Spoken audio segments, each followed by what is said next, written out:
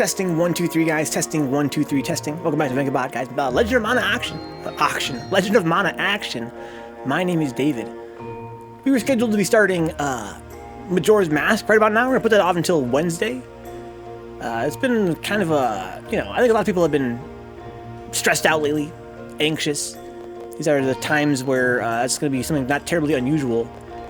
I didn't get a whole lot of sleep last night. I woke up today and I thought to myself, well, I am in no shape to be playing no Batman and no Majora's Mask. Let's play a PS1 JRPG instead. You know what game I want to play? Legend of Mana. It's a game that's super therapeutic for me. Very nostalgic, very beautiful, very calming. Let's let it rock tonight. Knowing full well that, without playing our usual game, our usual time, with no face cam, we're going to see probably much less viewership than normal. That's only natural. But I haven't regretted it so far. Dick says, but you are in shape to be playing no Batman and no Majora's Mask. I think you're right about that, Dix. I think you're right. We have advanced the game pretty far for having only laid down 4 artifacts so far. Not excluding Lumino, which I just laid down just now just to have the nice music on my break screen. So, before we advance any further, I want to peek around a little bit in some of these areas. Let's go back to Domina, for instance, and see if there's any new side quests we can do there. In this game, side quests are gated behind a few different things. And it's very simple, and I think kind of elegant in that respect. First of all, they're limited by what places you have opened up. So if I were to place down, let's say, this medallion, then I would potentially unlock new quests in all these other maps. Right? Basically, there could be missions in Domina just waiting for the medallion to be laid down. Also, they're locked behind the other quests you've done, of course. They can be locked behind Day of the Week, very rarely. This is Gnome Day right now. We go here and make the days advance. Today is Jin Day. Also, they're locked behind the mana levels in each tile of the map. So, basically, see how Lumina has 2 levels of Shade and 1 level of Wisp? Basically, when you place an artifact down, it affects the mana levels of the areas around it. And if a certain area gets to a certain mana level, it can unlock special quests. They're very rare. They're more of a consideration for New Game Plus. Basically, this game is a very early example of a totally non-linear game based entirely on side quests. And you're not really expected to beat everything naturally, which, in the year 12 of our Lord 2020, I would have trouble dealing with.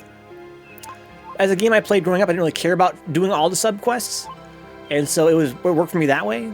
But as an adult, I have read through the FAQs and the strategy guides a billion times to learn about some of the secret sub-quests and stuff.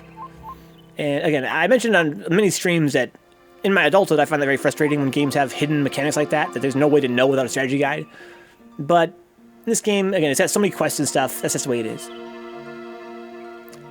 Fabius said, I played this game when I was 14 to 15 years old. Huh? I found the elements luckily. Says Fabius. I'm trying to understand Fabius.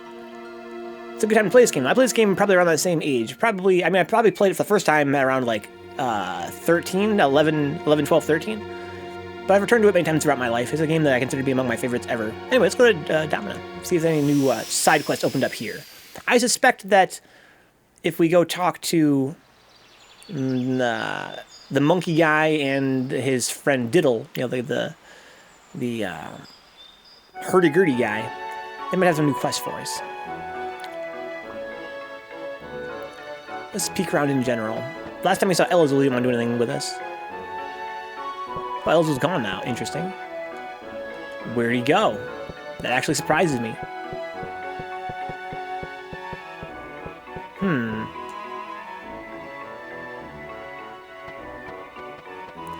So Dwell's out and about now. He's not going to be here anymore, I don't think, in general. I wonder what happened to that cloak stalker. Elazul, was it? What a strange thing. Having your art shine. He's probably found a huge diamond or something. I hope so. Say, what sort of people are those bleeding Jumi then? They're made of jewels, right? I'd love to see one someday. I do like Earl Grey. I also want to spot the ore of the Mana Stone in the Sanctuary of Mana. It must be so bleeding big. And she likes collecting jewels, right? She mentioned that. It's such a beautiful day. How is it no one's come to ask me out?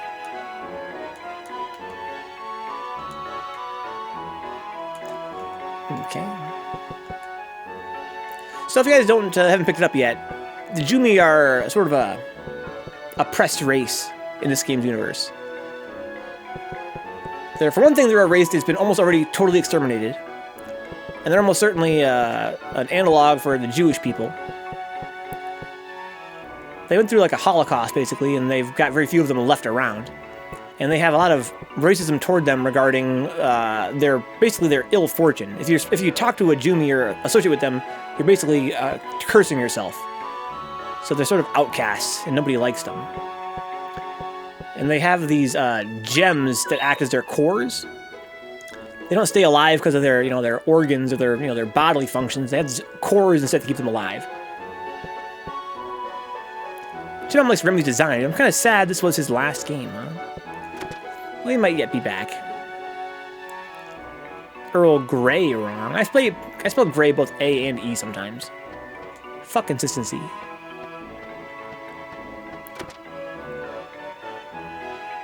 I believe from now on she's always here, right? Or she's going to be in Gato. Oh, she's gone now. Okay.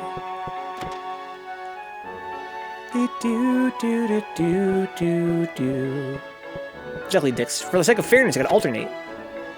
For the sake of fairness. Oh, hey, it's Sandra. Well, did you find Pearl?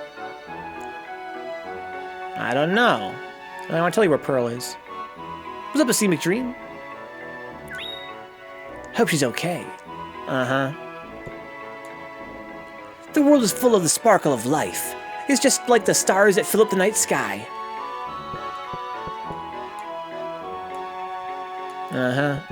A jewel collector that likes to Dreamy a lot? Interesting. That you would follow Dreamy around as a jewel thief. Uh-huh.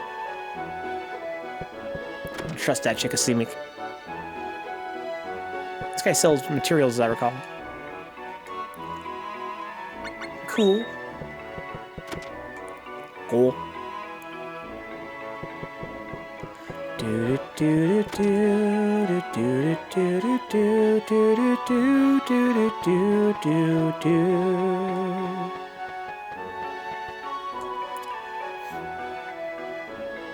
So if I'd said yes, what would have changed? This game is so mysterious that way. Quite brilliant if you ask me. What's up, bro? Hey, watch this! My name's Capella, wandering juggler. Okay, nothing new there. Oh, yeah. This boy's dipping! Look like I unlocked Lumina. That's right, this way. There he goes. Nice to have you, Scenic. This is a different kind of stream today. We're not doing no face cam today. Just mostly I feel exhausted. It's really the only reason for it. Normally I'd have the, face cam set up and be playing a little more exciting games. But today I needed something a little more low-key. Hey, where did you go? Well, he'll be back. I don't know, dude. Nope, not gonna look for him, nope.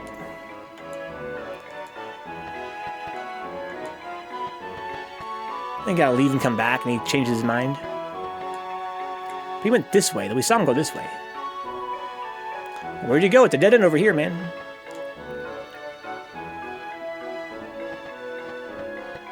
Where's the mail delivery pelican?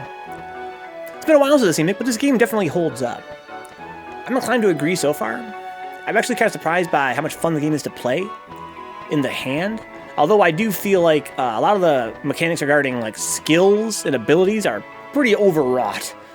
Like, I do feel like growing up with this genre in this era, there was a lot of emphasis placed on mechanical depth. Right? That was something that was sort of like a selling point, and as a child I appreciated that. But looking back on it as I get older, mechanical depth is actually it's not really a virtue. In fact, you should simplify games as much as you can while maintaining as much strategy and consequence as possible. And this game and games like it from that era, on PS1 especially, when JRPGs are getting really sort of extravagant, they have this oh fuck. They have this thing going on where instead of making the game deep and interesting and again challenging, you know, like meaningful, they would just add mechanics that are totally pointless. Like, is the game actually difficult enough to warrant all of these extra skills and abilities and learning systems and equipment? You know, I love that stuff. I love a deep game with a lot of mechanics, but they have to actually be exercised in some way. And this game, I've criticized it in the past for not really doing that. Yeah, exactly, Mac. Well said. You put it much better than I could, right? Yeah, you can't just make the game more complex. You have to make it more interesting. And again, I'm not trying to say that games should be simpler. I'm not saying that at all. But I am saying that we saw in the 90s, the late 90s, and early 2000s, a lot of the JRPGs were like, let's just put in the whole kitchen sink. Let's just put in all these mechanics and stuff, because that's what makes a good JRPG, right? More mechanics. Not realizing that the games they look up to as developers, the games that we loved that, you know, had a lot of mechanics, the reason they had those mechanics was because you had to have them for the game to be as interesting as it was. Whereas this game, I feel like, you know, as much as I love this game, and I do love it profoundly, let me be clear there, guys. This game is probably my second favorite game of all time. I love this game.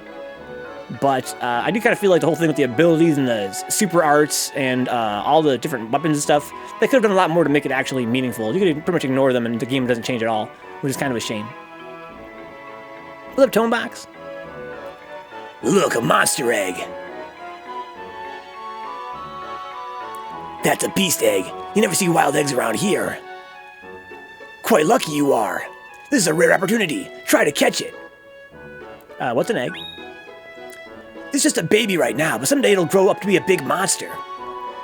Of course, most monsters hate people, so they try to harm us. But a monster raised from youth learns to protect its master. Okay, there's definitely themes you take from that. A beast egg? Beast is the type of monster that it'll become. You can't really tell exactly what monster it'll grow up to be. They all look the same, racist. But if you look closely, you can tell what class of monster it belongs to. With some practice, you can differentiate between over 10 types of monsters. Try to catch it. What's the trick? Not so fast! You can't just haphazardly walk up to an egg. They're watching you. Go carefully and try to catch them off guard. Carefully? First of all, don't stand in front of it. You'll only scare the poor thing. When scared, monster eggs run away at incredible speeds. Next, keep your eyes on the egg. That way, you'll be able to tell what the egg is thinking. This whole mechanic I don't really understand that well. Seems a lot of these. These are fun, though. I like these. I like collecting stuff. I like foraging stuff. But again, it's not really necessary. I wish they'd done more with it. So, Tone, so they never really played this one, huh? Only one player. No, you can play 2 players in this game. This game is a 2-player game. You can explore the world with your friend who can actually use their own save.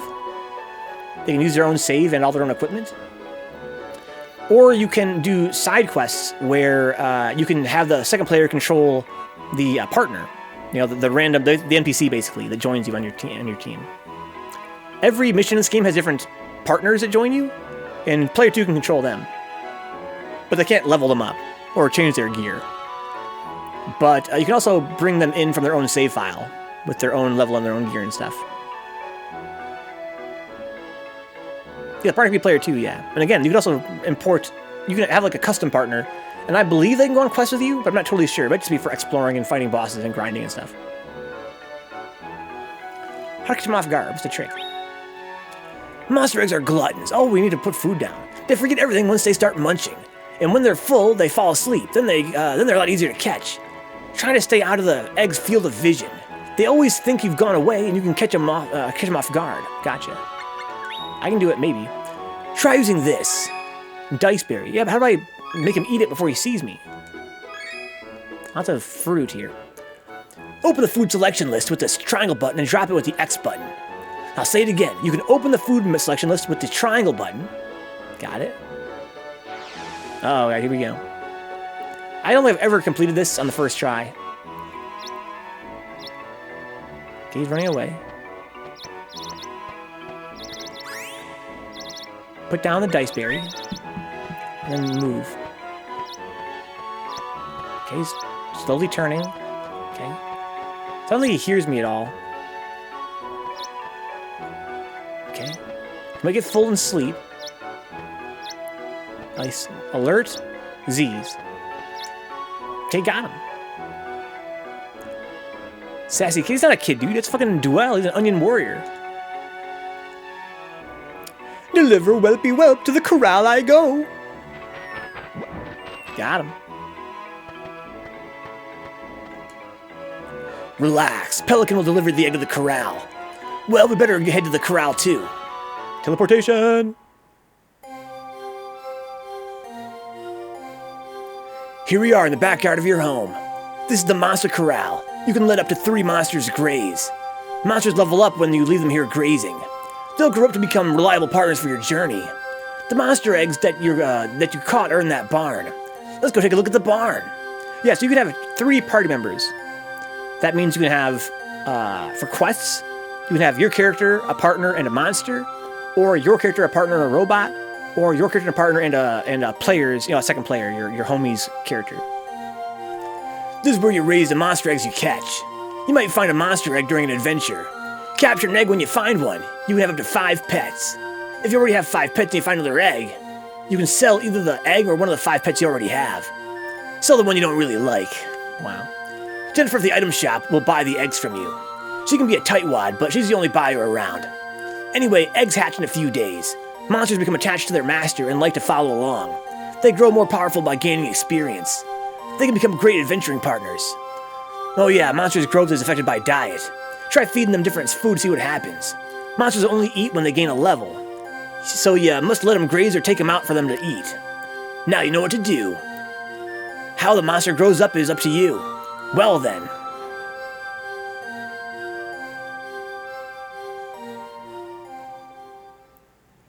Tom says, ooh, I want a Kilroy. Not sure what that means.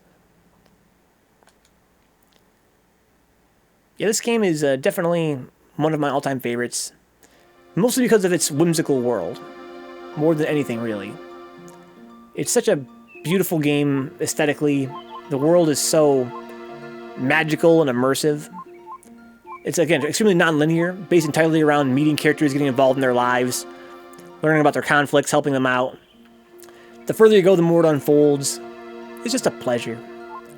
It's an early example of a game, again, it reminds me of Skyrim, in that, for a player like me, the main story is non-existent. For one thing, let me be clear, in this game, the main story pretty much is non-existent. There really is no main story compared to Skyrim, which literally has a main story, but I think I'm not alone in the fact that in Elder Scrolls games or in Bethesda games, I pretty much just ignore the main story. I really don't give a fuck. They might as well not exist. I'm really in it for exploring the world, meeting characters, and doing little sub-stories. This game is that same way, but a JRPG. It's the robot mini-boss from Mana 1. They suck, huh? They kill you, says the Tonebox. Oh, Kilroy. Yeah, you can build them in this game, Tonebox. You can build the little robots. It's a really fun little mechanic. This game has again, one of its main themes is creativity. Not only like narrative themes, which it truly is a theme in this game, but also in terms of how you can have a lot of mini games at your house. There's a lot of meta and mini games here. You can grow fruit in the orchard. You can raise monsters. You can forge your own gear and name it whatever you want. And finally, you can actually build robots from parts that affects their, their gear, their AI, their strengths and weaknesses. So I'm growing some fruit here. I guess you feed the fruit to the monsters. You also use the fruit as a foraging material. It's all interconnected. But as I was saying earlier, creating a really strong robot, or raising a really good monster, or forging some really great gear, or making some really cool fruit, it's not really that important in this game. Like, that's sort of its weakness, is that the game itself is so easy that it's not really a consideration. But it could be, and for me as a kid it was. It's just something I love to do just for the, just to do it. I think that was the idea. Hence alpha gaming. If you want to do it, you can do it. And why would you want to do it? It's fun. But again, I wish that it, tied more into the game's actual core gameplay in a way that was you know, more consequential. Let's go look at some sick-ass fruit. We made spade basil. Oh, I can already see all the kinds of fruit. You know how to make them. Does it tell me how to make them? It tells me what it raises for monsters. That's cool. Maybe? What the hell are these stats? Power, skill, defense, magic, HP, SPR, CHM, and luck. Okay. So they're all elements here. All attributes. Yeah, Tomebox. This game has got awesome, like, documentation. You can read about all the different kinds of fruit. Dude, you can read about the different, like, characters. They all have their own bios. Same with the monsters. Let's read about Dana. We haven't heard about her yet. She's a monk soldier who protects Gado's temple. She grew up with Escad, Matilda, and Erwin, but especially adores Matilda like her own sister. So Matilda must be the girl that met the demon and kind of got corrupted by her, according to Dana. I know this game's story, so I know that there's more to it than that.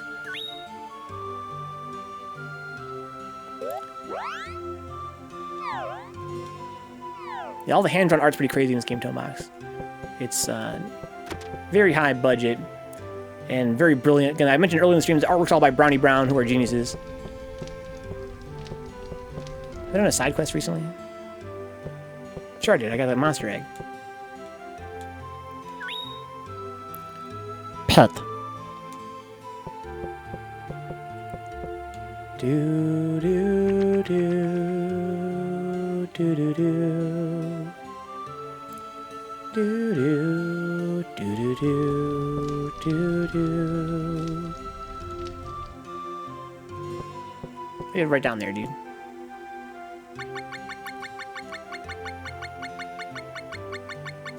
So how many quests does this game even have? Monster Corral. Now my master can bring back eggs of other animals to raise them as pets. I can't pet them because I'm all spiky, but humans will be okay because they aren't as spiky like me. Little cactus, I love you. So there are 67 quests in this game total.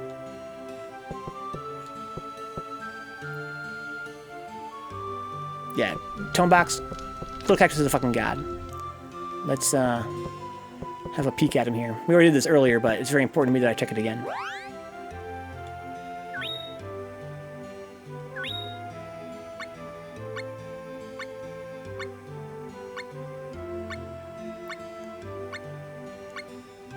Oh my god! Little fucking cactus. A shy little cactus. He's a cactus of few words, but he happens to be thinking about many things. He really does. He never talks. He's very quiet. But if you do a sub-quest, you do like a quest in this game and return to him and talk to him right away, you have the option to talk to him about the quest, and then he'll have like a little commentary on it. And then when you leave, he gets up out of his pot and runs over and writes a little diary entry. Little cactus, yo, that's deep. Dude, too deep.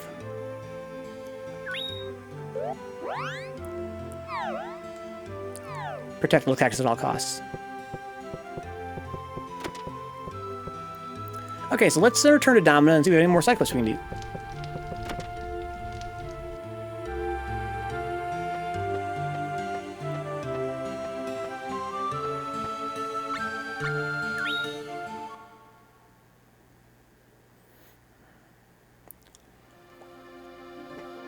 Now loading.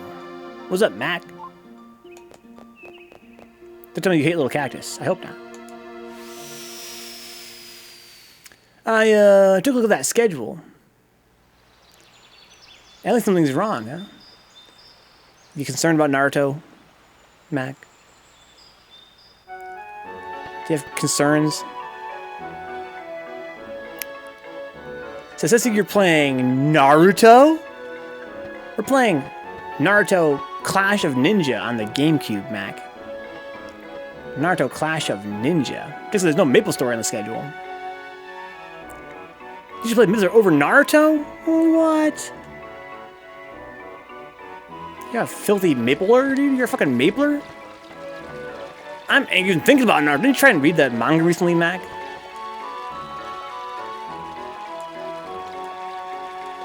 Come on, bro. I remember, like, doing this 100 times. I'm probably just imagining it, like, remembering it wrong, but... Alright. I read the whole thing start to fucking finish. Including Boruto? Including Shippuden? That's crazy. Now that's crazy, dude. You need to come on and be an advisor, Mac.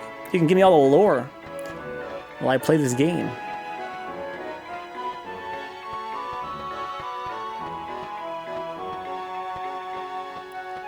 Not including Bort, but including Shippuden. I will be the advisor, the lore master, dude. I don't know anything about Naruto. I am not a Naruto fan.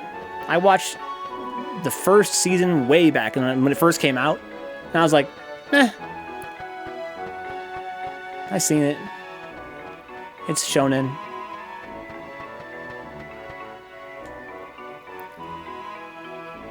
Takes a Clash Ninja 1's garbo anyway. You can't even play as a dog? You can in the sequel? It was truly, truly, truly the worst thing I've ever laid my poor weathered eyes upon. It's really that bad. I played the fuck out of Naruto Ultimate Ninja 3. Oh, hi. Did you see Diddle? He always does this to me. My juggler won't be the same without his tune.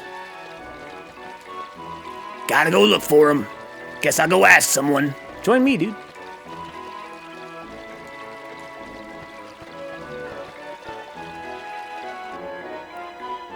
The sequel had secret characters or whatever. You can play as a dog? Secret character dog? I read somewhere someone's fixed ending for the series, and I liked it so much more, huh? So I have like a little fan fiction there. Where did that guy go? See a monkey walk past here?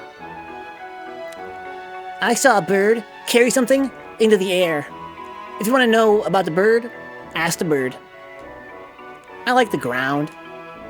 I like birds and insects. I also like, you know, counting stars. So the bird is over here, the pelican. One of them was a dog partner that one kid has. It's literally too short to hit with normal attacks. That sounds godlike. That sounds busted as fuck.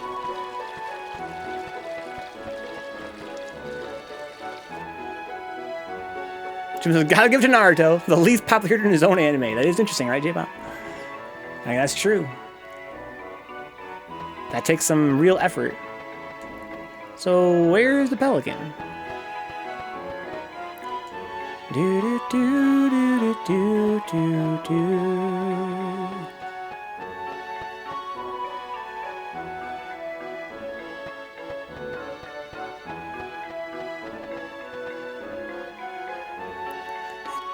If you want to end up in a 3v1, you pick the dog, because everybody else rails you for being a piece of shit, huh?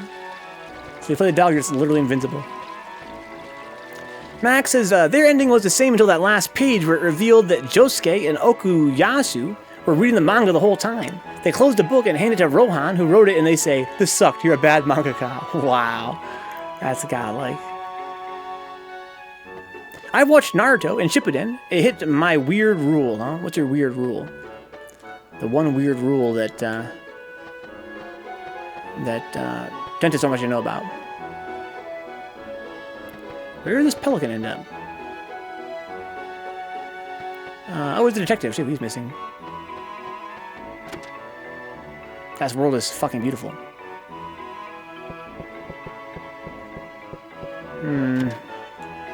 Do do do do do do do do do do do.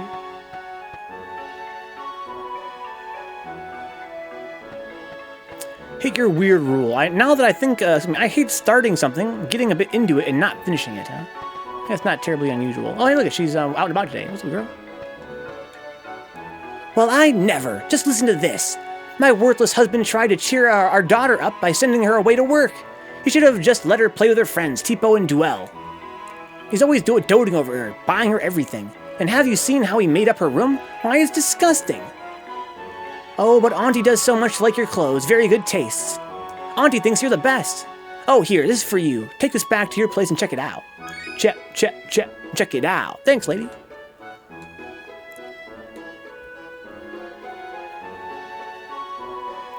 Now I think of it, Capcom's JoJo's game has the dog that you can't hit. Yeah, exactly, yeah. His dog is, the character's broken as fuck.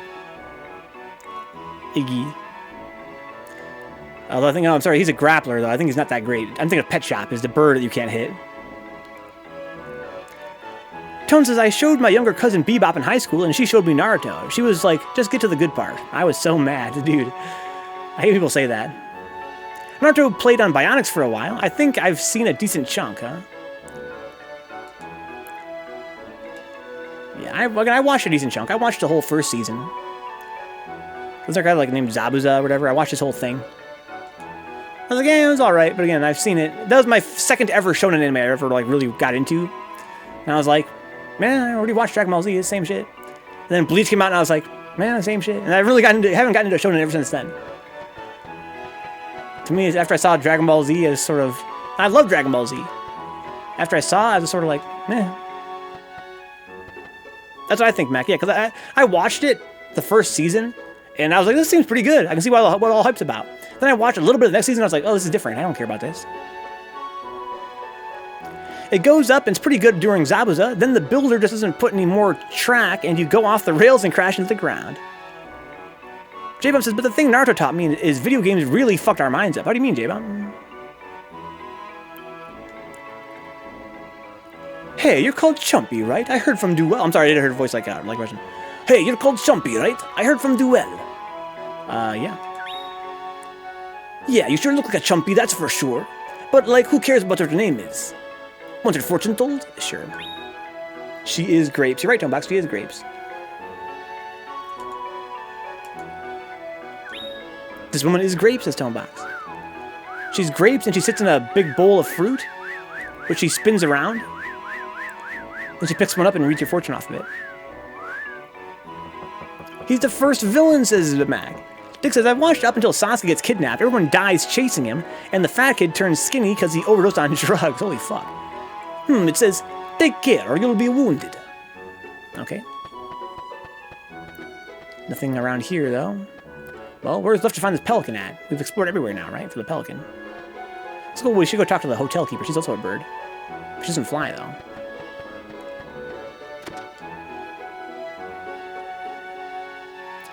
When I was younger, says J-Bomb, I watched about 300 episodes of Naruto because my mind was more relaxed and less burnt out by video game stimuli. Now if a show or anime doesn't hook me within 3 episodes, I'm done, huh? I think a part of it is that when you're a child, you don't really have as many options to amuse yourself.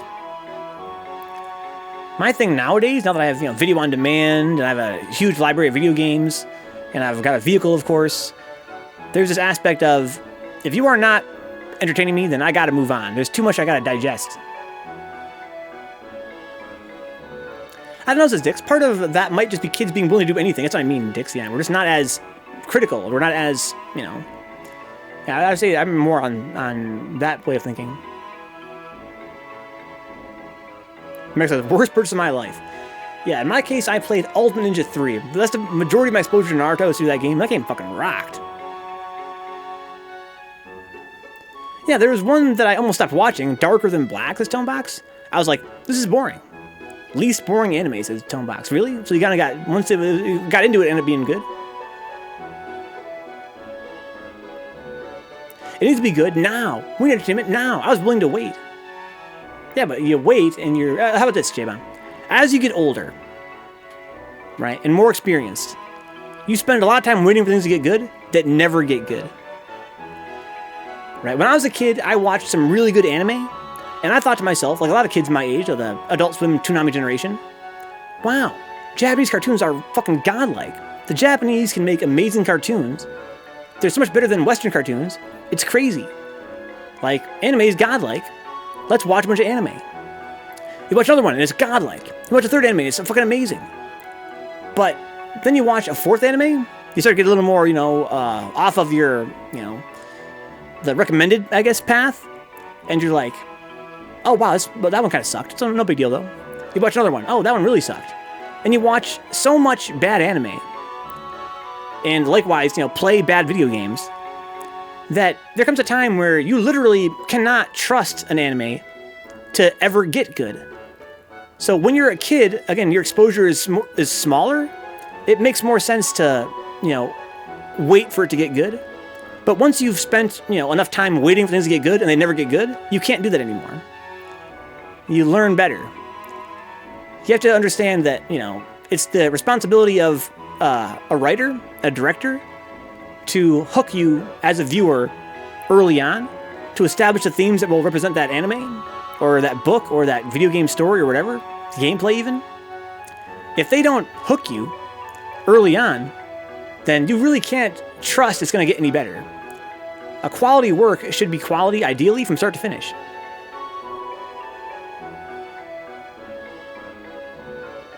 Sorry about the rant there, guys. Max says the games are really fun, but man, I hated the manga so much. Yeah, I'm not surprised by that. Again, I've seen a lot of bad anime in my time. To each their own, of course. I'm sure there are those that spoke to you more profoundly. Literally, the end of the first episode, it popped right off, and then it just was Japanese X-Men as tone box. That sounds godlike. So whenever I stream next, I have a ton of options as Mac, as somebody says, Connor. What do you think about streaming, dude? You gotta choose. So it has to be a chemical thing, dude. Something killed my patience. Too much fucking, I don't know, too much sugar? I liked anime more than Western cartoons as a kid because they had more muscular characters, huh? Kenshiro was so much cooler than dumb old Batman. Plus he got into it earlier than I did. I just hope my net doesn't shit the bed while I'm in the middle of streaming, says Connor. You can't really, I hope you're right about that.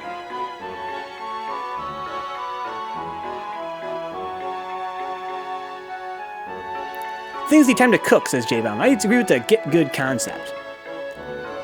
I think that good is a relative term. I agree that it makes sense for things to get exciting, for things to get tense, for things to get, stakes, but you gotta get good on the first episode. Even if that just means the writing, the artwork, the characters. I can't wait for them to get good. To say that, things take time to get good, that's nonsense.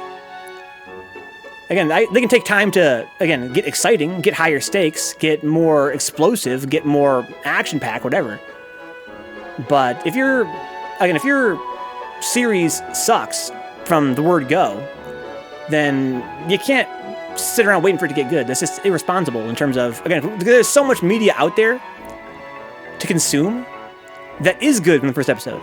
I can't watch an anime that's bad for the first 1 or 2 or 3 episodes and, hope it gets good, because I can't watch a whole series hoping it gets good. There's not enough time in the day.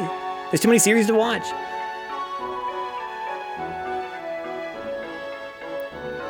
My stance typically, Mac, but I don't know, it's really, there's really no hard stance. I would say that I usually get like 3 episodes, exactly cool, like 2 or 3 episodes, but it really does depend on, the individual circumstances. There are some anime that I think are kind of but I'm like, it's alright, it's got enough going on, I'll keep watching. Or this element has promised to keep watching. And sometimes I regret it. Other times it does, get better. But in general, I think that it's sort of unfair to put in a negative light a consumer's right to, give a piece of media one shot and then kick it to the curb. Again, to say that it's a matter of impatience, it's a matter of, not giving things time to gestate, time to sort of develop, that's bullshit. Again, these are creators that have, financial interest in these products.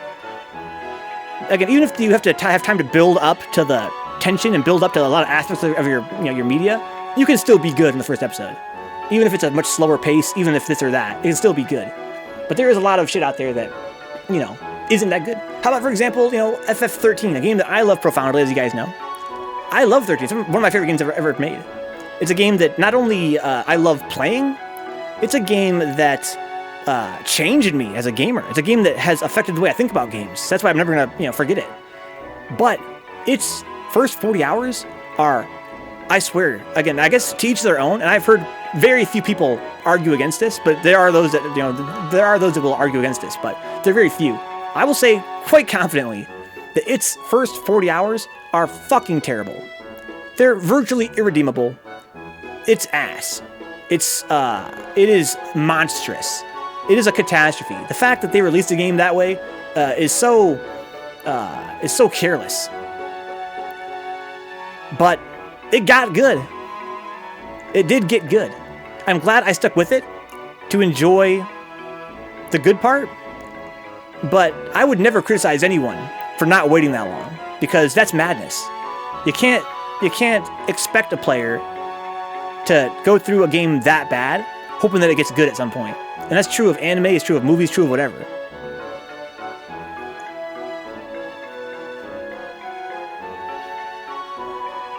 So yeah, it is true that things can get good. It is true that bad things sometimes get good. There are times where it's even worth it. There are many times where, a thing does actually end up getting good that was bad, and you're actually glad you sat through the bad part to get to the good part. But at the same time, that's no excuse. That's no reason to let creators off the hook for creating bad media. Media that is, of course, to each their own. Everybody has their own individual taste, of course. But if we can all agree that it's bad, even those that love it overall, thinks that, the first part's bad, that's a real shame. But you're right, J-Bomb, yes, a warm pastry of your choice is godlike. Strudel? Let's come at me, bitch. I can bake gluten-free, motherfucker. I don't care about celiacs.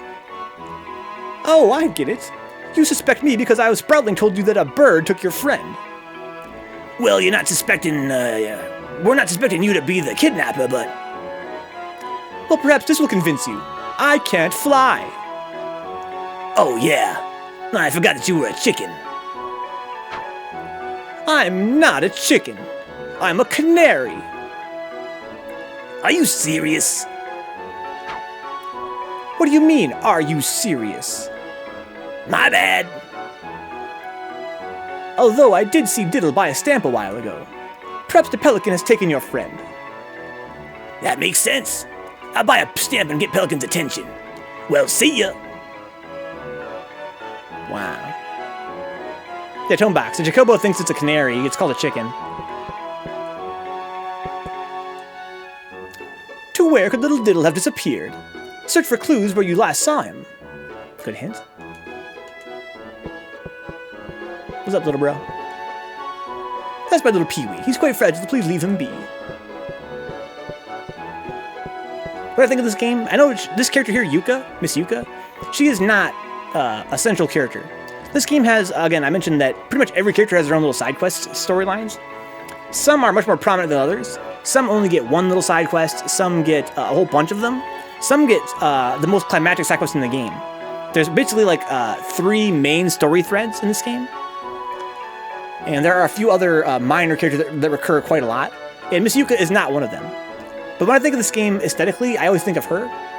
Because she is a great example, one of the very first characters you meet in this game, where you come to appreciation for the fact that this world is very surreal, whimsical, and unusual. And there are like no races in this game. Instead, you have every denizen of the world has its own entirely unique character design. There is no one else in the game that is a Chocobo like Miss Yuka is. Likewise, there are no other onion warriors, there are no other pelicans, there are no other, juggling monkeys or people like Diddle, who's like some kind of organ boy. And that adds this sense of magic to the world where people's individuality is expressed like physically. This game is so, it really opens your mind up to infinite possibilities for characters and environments and settings. Conflicts. Again, some of the side quests in this game are like fairy tales, basically. They have their own, logic they follow, their own conflicts that are based around legend and, just the wonders of this world. And they could go fucking anywhere with it. It's just you can't predict what's going to happen next. Anyways, let's go check out, let's take Miss Yuka's advice and go check out where we last saw Diddle.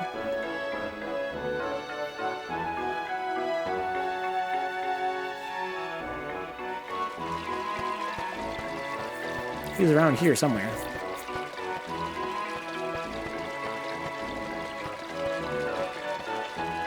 Usually hangs out around here, but there's nada. What over here? Oh yeah, he walked this way, right? He walked this way. This is where the pelican normally hangs out, so it stands to reason. Oh hey, there's somebody over here.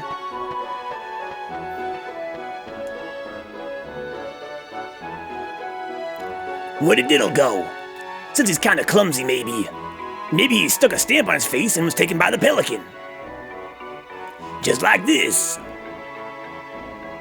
Undelivered mail! Undelivered mail! Huh? Wow, the jet stream. Ah, let me go. I'm not male. Please don't interrupt my work. Let me go. Diddle's letter side quest. Alright, here we go.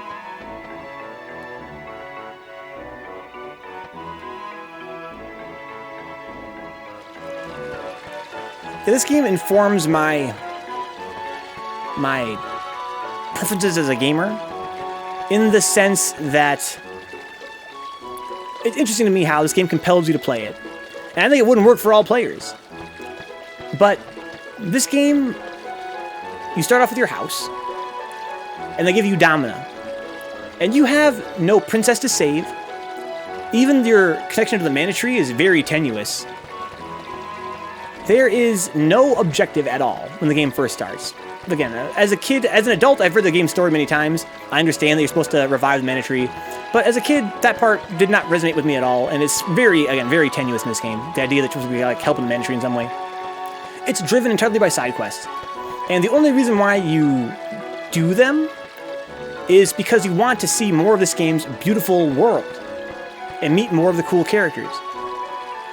So it's like, it is my personal ideal of like a game's design where the gameplay is motivated by the urge to explore.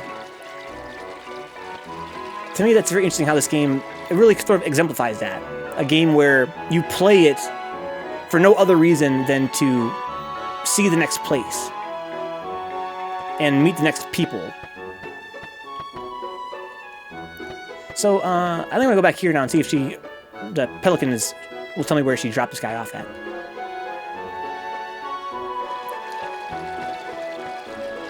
Diddle's letter. I'm trying to send mail and got picked up by the pelican. Aha. That letter is a mistake. Whoopsity take. Took that letter to the highway right away. The highway. I know where this is from my childhood. I've got memories of this. Let's go. Let's go rescue Diddle and the other guy, whatever his name is.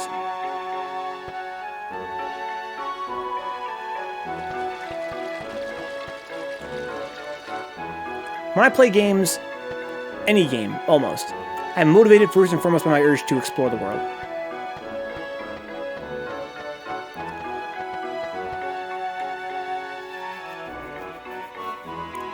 So it says, the urge to see the next place and meet the next people, cost and TTYD. Yeah. My problem with TTYD was that I couldn't explore. Like, they only give you one route to take. Where this game, I get to choose where I go at any given time.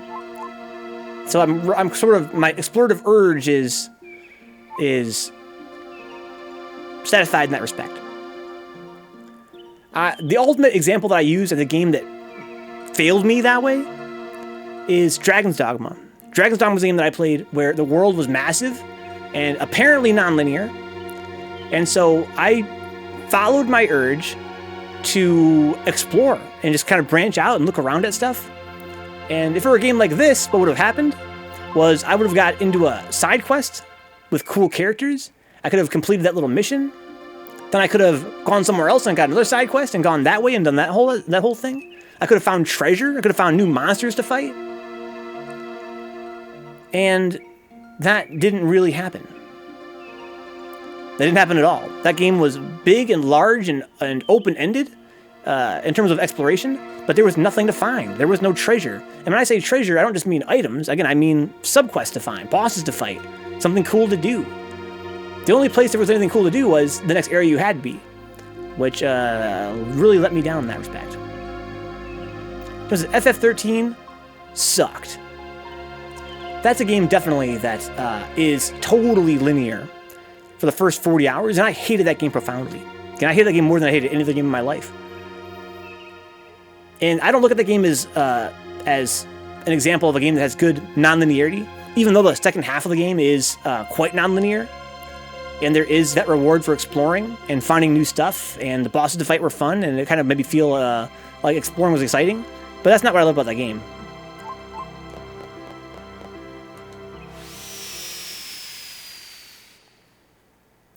'13 changed the way I look at games because it was so mechanically perfect.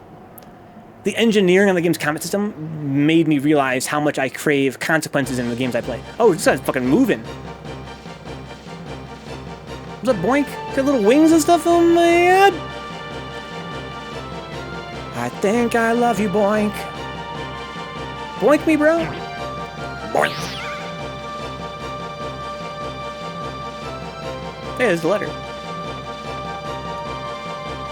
Hey, it's a letter. It's a letter that Diddle wrote. Sorry to hear you felt that way, Javon. Nobody's watching. He's gonna open it. 13's a lightning game. We need tone box.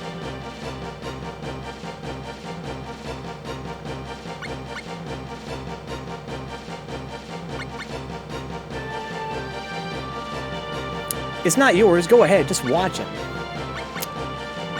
Well, we gotta read it to know where Diddle's going.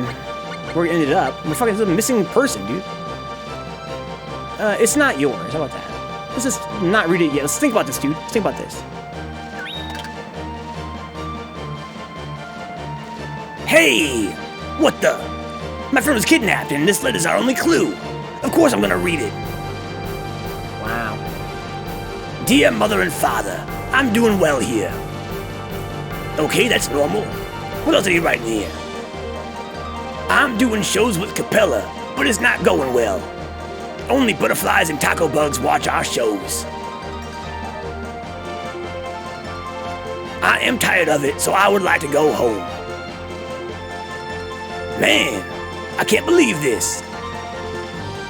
Oh, he's sad. He's upset. Because it's a federal crime. No! I'd be very impressed to hear that, J-Bon. Because having played the game quite extensively, FF13, I really can't believe that's possible.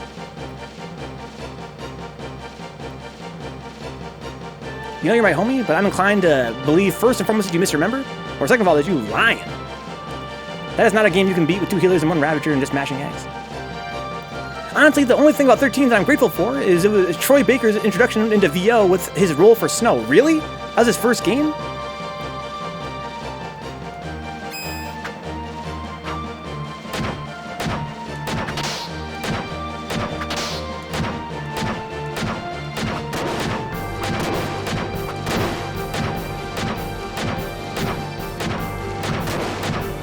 Oh, if I time it right, I don't actually end up completing my combo. Okay, I did not realize that. I can just mash that forever.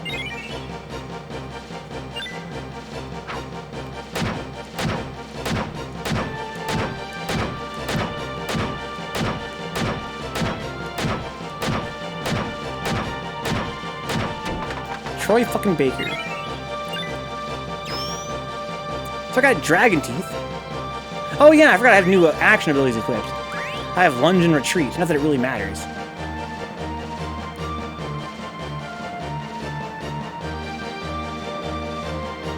Hey Diddle, where's your friend? You come past here?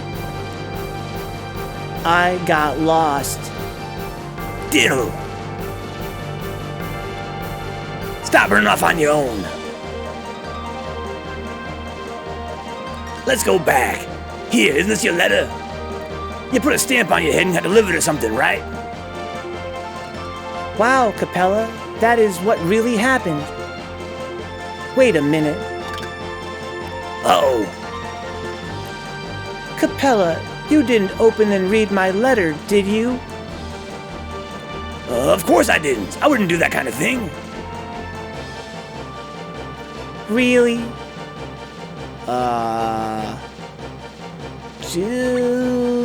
Man. I mean, he read it. He's lying. I gotta tell the truth, dude. He's gotta know, dude. He read it. You are a liar, Capella. I'm sorry, Diddles. I really didn't mean to. You shouldn't have lied, dude. Just tell him that you did it because you were worried about him. I'm sorry, Tomebox. Their friendship has to be driven by honesty, dude.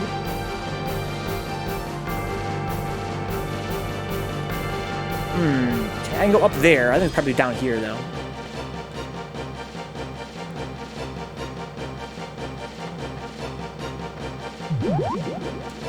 Fuck. Chin splitter! Oh, the whiffs. Oh, man.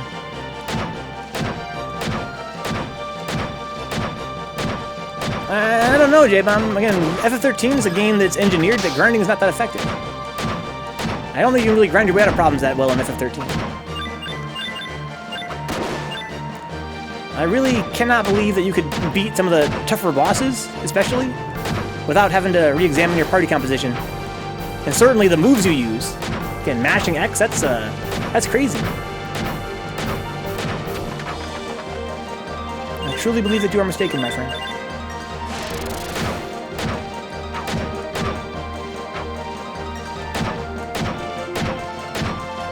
Even if you had all the best gear in the game, even if you grinded for all the best gear, which would be, again, would involve beating some very hard bosses, I just can't see that as being a possibility in FF13. That game is pretty tough.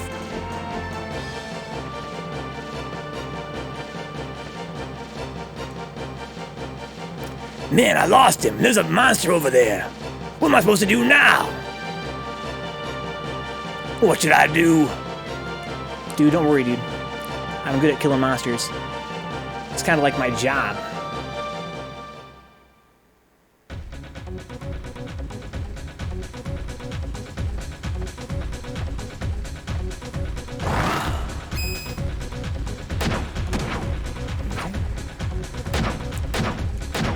Oh, it's coming back to me now. Mash rhythmically till he's stunned, then you super move.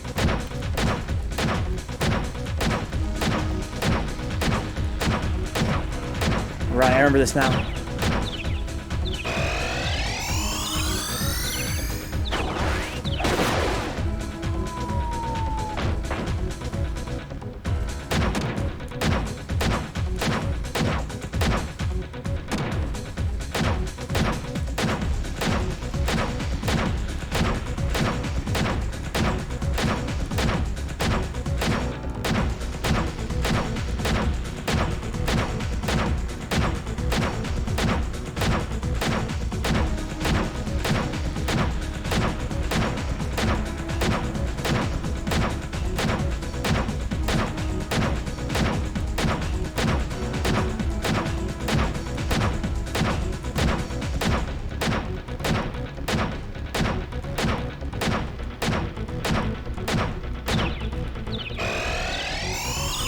I was gonna point in 13, where at about 40 hours in, this boss shows up and stomp my ass every single time, huh?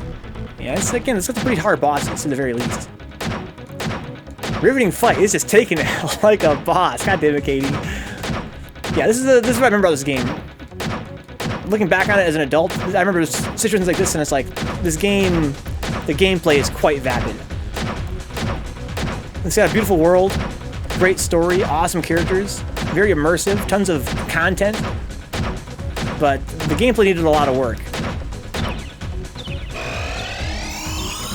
It has no bodies, this Tomebox. You're only hitting it in the face. And it's got a face and legs and a tail. That's about it.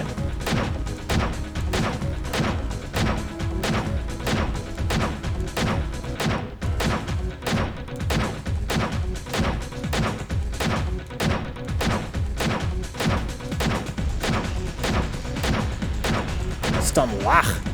It's not only so basically it's kind of like a bug, basically. Like, a very simple bug. But here's what the problem is. The problem is not that the boss is in stun lock, mechanically speaking. The problem is that they have programmed so that I have a 5-hit combo. 1, 2, 3, 4, 5. Then I have to freeze. At that point, the boss is free to attack me back. Right? And it's engineered so that you can like cancel moves into other moves. You can cancel this into this into this and whatever, and making things and get extra damage and all that cool stuff, right? But it's not necessary because they neglected to notice exactly, Tonebox, exactly. Same as the Streets of Rage, right? If I delay my attack just a little bit, it's not exactly a small window of execution. If I delay it just a little bit, it doesn't count as my 1, 2, 3, 4, 5. So there's never any end to it. I don't have to stop. Which is ridiculous because they had the idea, clearly a good idea, to limit my string length and punish me with a window of vulnerability when I complete my strings. That makes perfect sense. So why they would include a very easy ability to just mash forever? It wouldn't be the end of the world, except that there are bosses like that, Katie, where you can stun lock them that way. It's just totally senseless.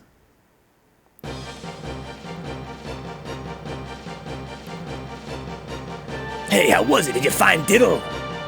No. Oh, Huh?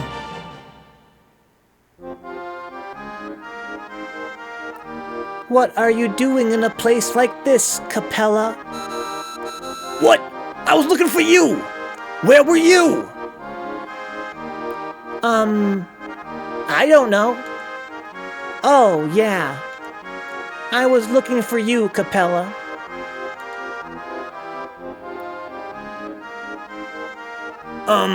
You were looking for me? Uh-huh. I wanted to say I'm sorry. Because I am always mad about something. Oh, come on, Diddle. You're always mad? Look at me! I was looking for you so we can be friends. Again. Well, you sure do have your own tempo. But I'm not gonna be friends again with you. What? Why?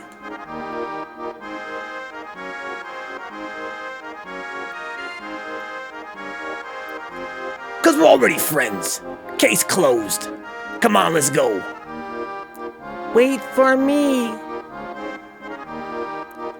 Oh, wait a minute. Here you go. Gator skin. Sick. Bye, Diddle. Bye, Capella. Nice little episode there. He's got weird arms that come out of like his back to turn his crank. I love when characters get their own theme song. Yeah, in this case, it's actually presumed to be coming out of his own speaker. Like, that's a pretty hard flex when your theme song is coming out of your own speaker. Is that a monkey in a girder? I don't think it's a monkey at all. I think it's just a very abstract sort of creation. Now, Capella's a monkey, clearly. It's like a juggling monkey, like a chimpanzee. That is some kind of thing. He's got like a hurdy-gurdy. He sounds like an organ or like an accordion. He has kind of hurdy-gurdy thing going on. But that's a dude, though. It's kind of like a wheelchair kind of tone box. Let's go talk to Lil Cax about it. Maybe we can shed some light on the whole situation.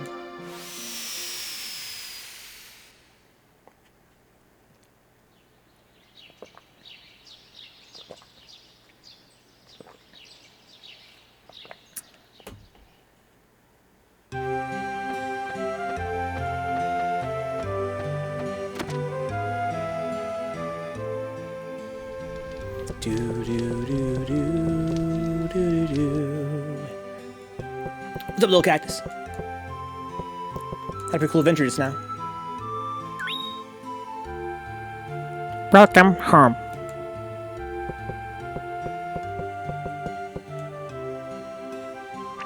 Go, man, go! Hurry before I come back!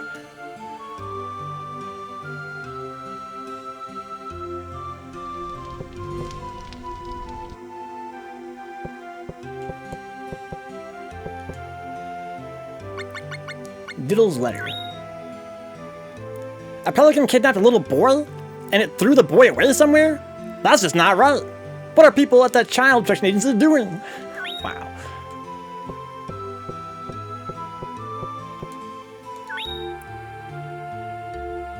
do, do, do. Gorte.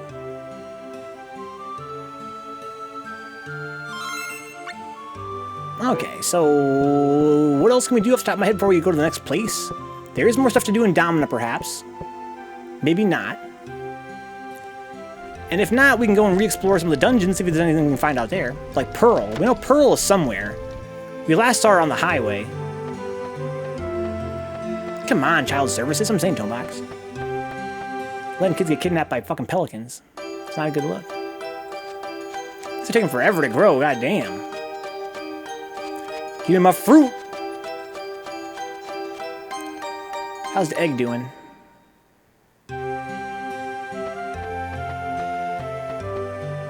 Do-do-do-do-do-do. We should let him graze. Oh, hey, it's a rabbite! What's a good name for a rabbite, guys?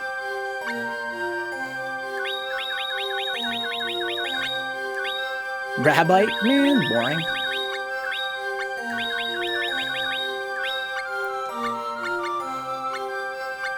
How about spinning bird stubs? We're not long to be it, but that might actually fit in this game.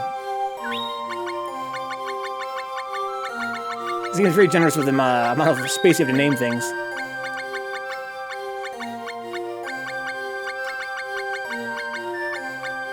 Spinning.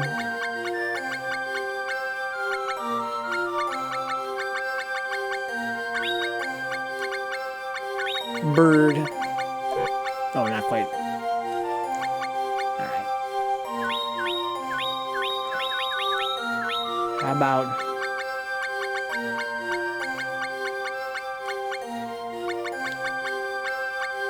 Spinnick?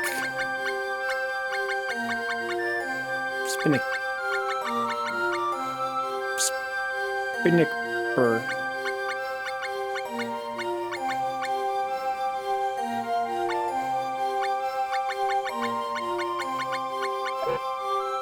Spinnickabee? I'll go with it. Spinach. Spinach for short, dude. Spinnickabee.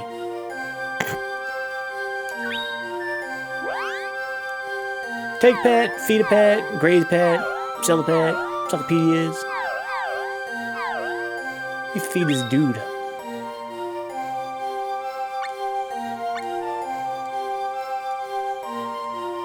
What do you want? So we got produce. We got some meat. I'm gonna give him this odd-ass meat. Okay, choose a produce. This is meat, though. Maybe he really wants produce instead of meat? I bet you if I give him meat, he's not gonna level up as well. It says choose produce, that's like a hint to me, I'll bet you. Because he's a fucking little rabbit. Okay.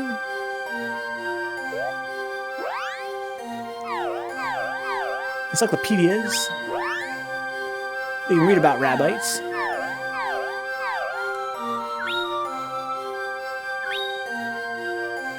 A round bunny-like monster, watch out for its biting attacks. That's why I call it rabbite, I guess.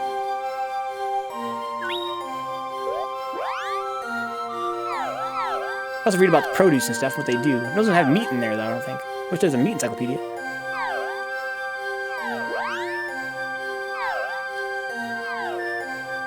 I have to let him graze. I remember as a kid being confused as, like, why my monsters never got any stronger, even though they literally explain it to you. I have to let them graze or let them come with you on fights to level up. Get out there.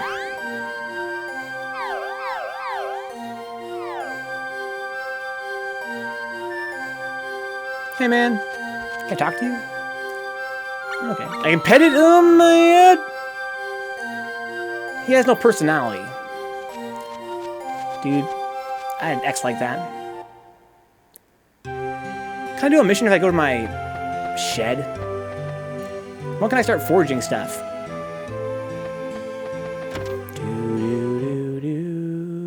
Oh, I remember now. I have to do a quest with this blacksmith, and he meets me here. And then he moves these barrels out of the way. Right.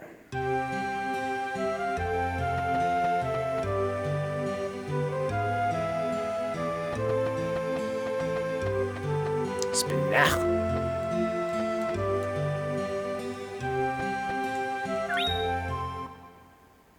Okay, so let's go back to Domina, because, I mean, why not? We've already done a lot of cool stuff there. It's a pretty bumpin' little city. And then if there's nothing there, I want to check out the highway and check out the caverns again. Just look around for any side quests that might be hanging around loose out there. It's very uncommon in this game. The side quest would actually start in a dungeon, but it's not totally unheard of. Or should I say a dungeon you've already been to. Usually every new dungeon has a side quest that happens when you go there.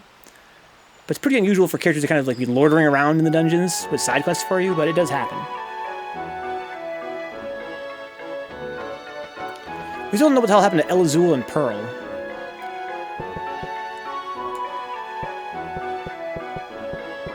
I wonder how young I was when I played this game. It came out in 99, so I couldn't play it any earlier than that, which means I was at least 12. That surprises me, that I was that old when I played this game for the first time. At least.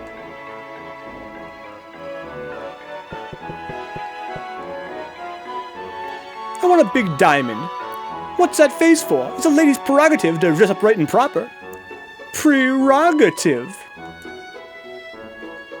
Awesome. Amazing. So we know that Rachel's upset because her father dotes over her and buys her all this girly stuff, but she's a grown-ass woman.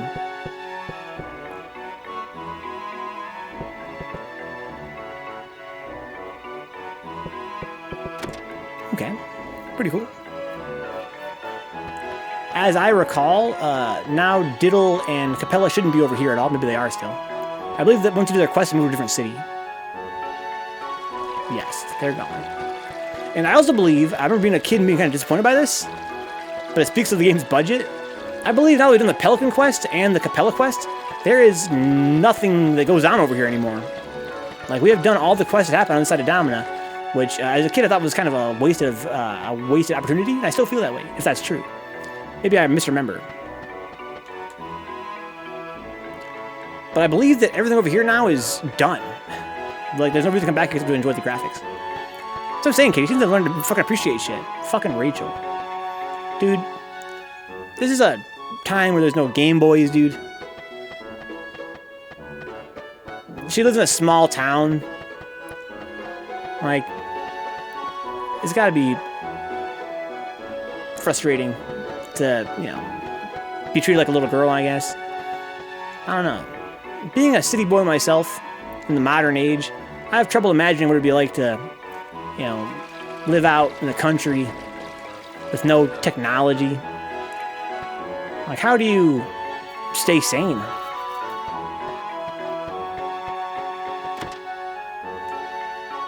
Yo, Katie, be careful, dude. Be careful. Sounds like get a dog for one thing. Only way, he says. You gotta get a dog, dude.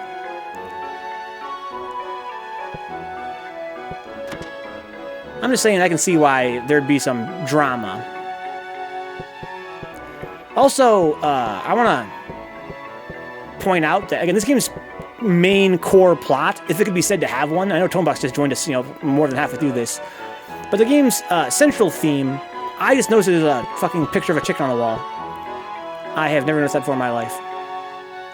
It looks like a chicken with a beard. Maybe that's her father?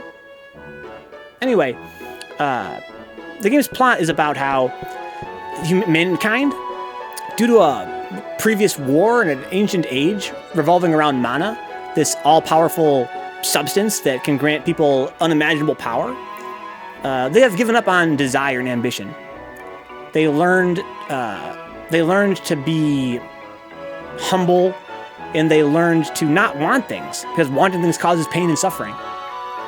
And so over the, you know, generations now, people have sort of lost their spirit, and now they, you know, a lot of their petty concerns, the fact that they over-fixate on the minor problems in their life, is indicative of the fact that they've lost track of the big picture. They've lost track of the big picture. So part of this game's, you know, its main theme even is about, like, inspiration, and, you know, it's about that feeling of excitement that you get for being a part of something grand. And one of its messages is about how, if you lose track of that, you can get caught up in small disputes that can become your whole world. And that's very true. I think we've all found that to be true, right? Like, a good example is, when you're a kid, let's say you're in high school, because you are so fixated on your tiny little space and your own little relationships and stuff and not looking beyond that, it can seem like that's the whole world to you. And it can make things that are very petty seem much more significant than they are. And so part of the plot of this game is to basically reintroduce people to mana, because it adds inspiration to their lives. It breaks them out of their humdrum existences, where basically it makes their problems go away because they realize the scale of them. It's a very abstract plot. And again, this game has been out for 20 years now. And at the risk of spoiling it for you guys, another message later in the game is that, of course, having inspiration and being a part of something big and, having ambition and having desires and having yearnings and having all this stuff that drives you into the motivation and creativity and such, that's great. But we learn later in the game, why it is that, of course, the reason why people had to learn to put that away in their spirits, had to let go of that, was because it caused war. It caused, terrible things to happen. And so I guess you would say the message overall is either that, there's a cycle of these things, or that you have to be metered, right? You can't be so overpowered by your desires that you become, ambitious in terms of wanting the world. But at the same time, you can't be overly fixated on, the humdrum details of your everyday life. You have to also have that eye on the sky, right? So yeah, you kind of find that, history's kind of repeating itself here in this game. Whereas we serve the mana tree by helping people get back in touch with their own inspiration, their own motivations, their own conflicts, their own stories, we do eventually find that mana tree becomes revived again, and sort of war is at risk of sparking again. And we have to sort of kind of quell that. So it's a very abstract story, very philosophical. But first and foremost, this game's about doing side quests, meeting people, helping with their problems, watching these stories play out. It's really cool. I forget why I even mentioned all the themey type stuff. Tonebox says, "Oh snap, we in Next Generation, huh? It's Star Trek on a single planet. Okay, I'm into that," says Tonebox. Is it The Legend of Mana? I think that it might be, Dix. Maybe? The titular Legend of Mana? Anyway, so if you guys missed it when you start the game here, you have a prophetic dream. And it's very abstract, and this game's main story is abstract at best and non-existent at worst.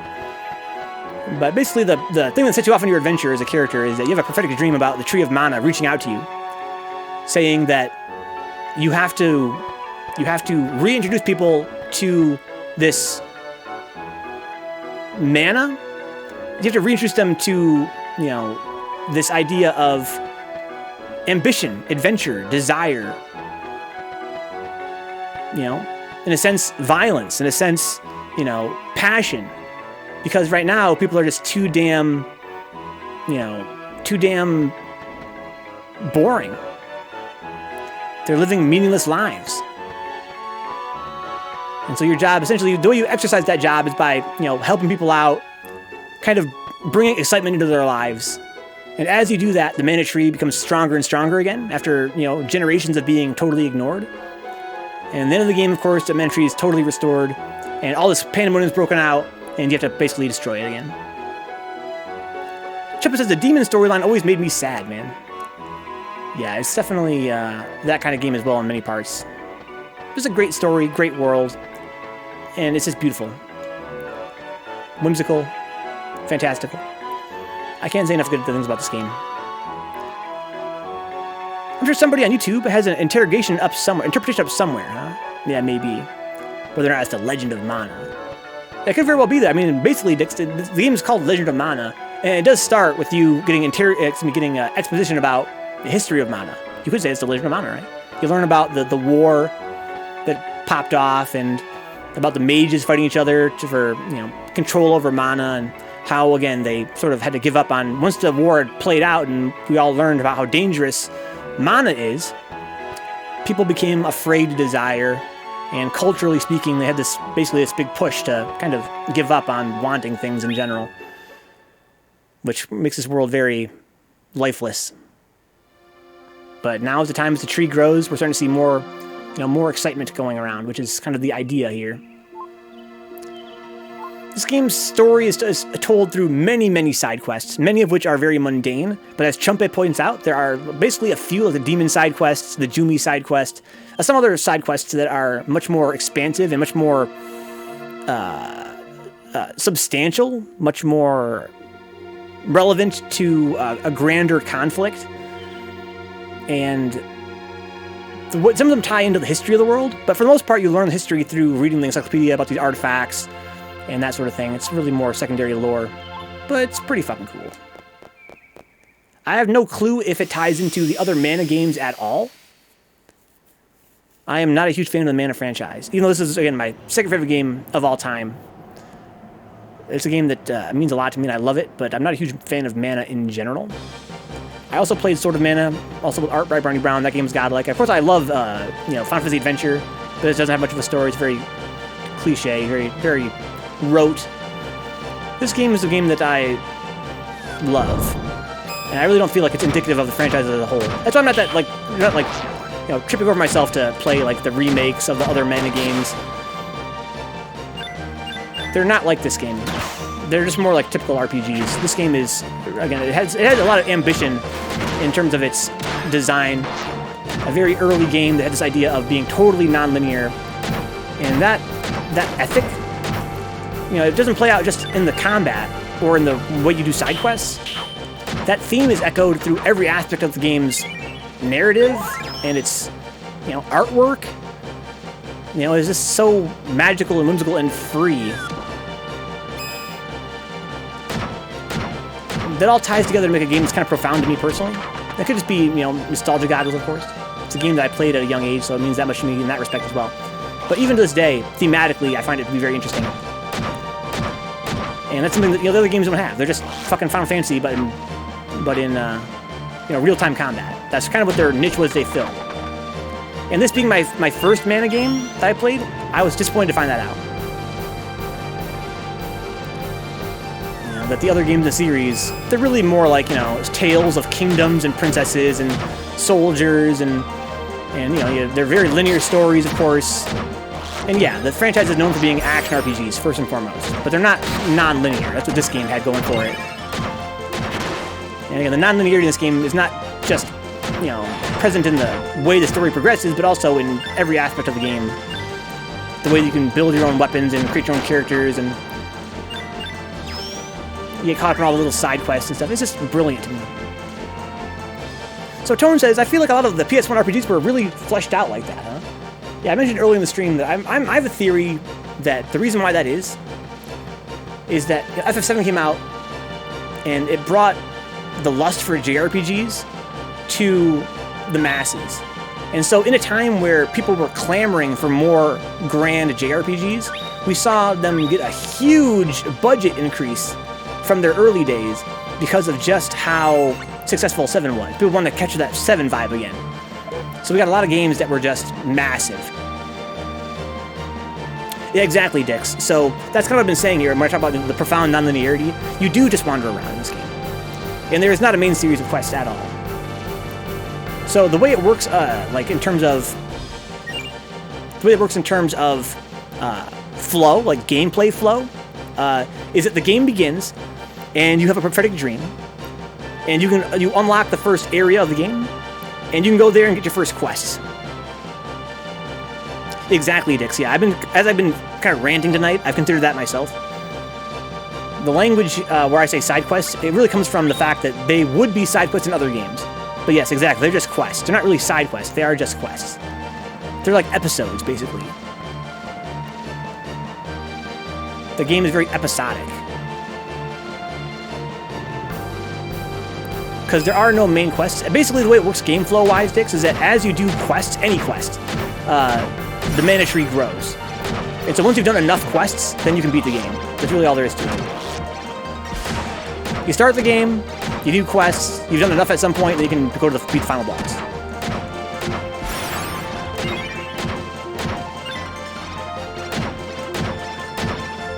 So even more so than other games that are, you know, non-linear, like, again, like Skyrim or, you know, any Bethesda game, at least those games have a main quest that must be completed before you can actually beat the game, even if they are primarily motivated by their side quests. And again, that's sort of a misnomer, because I think that most would agree that in Bethesda games, the side quests are really the main point, and the actual main quest is sort of secondary. But this game doesn't even have a main quest. There really is no central quest. And as I pointed out a few times already, there are like 3 or 4 exceptionally massive quests. Yeah, exactly, Chumpit, yeah. There are like 3 or 4 like exceptionally massive quest lines that are multi-episodic, but they are not all, and you don't have to beat them all to beat the game at all. Defensive lunge. If I can lunge now, I'll also block me, I guess. But even that being the case, again, they don't really qualify as a main quest because, again, they don't tie in closely to your main objective that you get at the start of the game. Again, the game begins with you having a prophetic dream. You have to basically bring passion back to the world to serve the mana tree.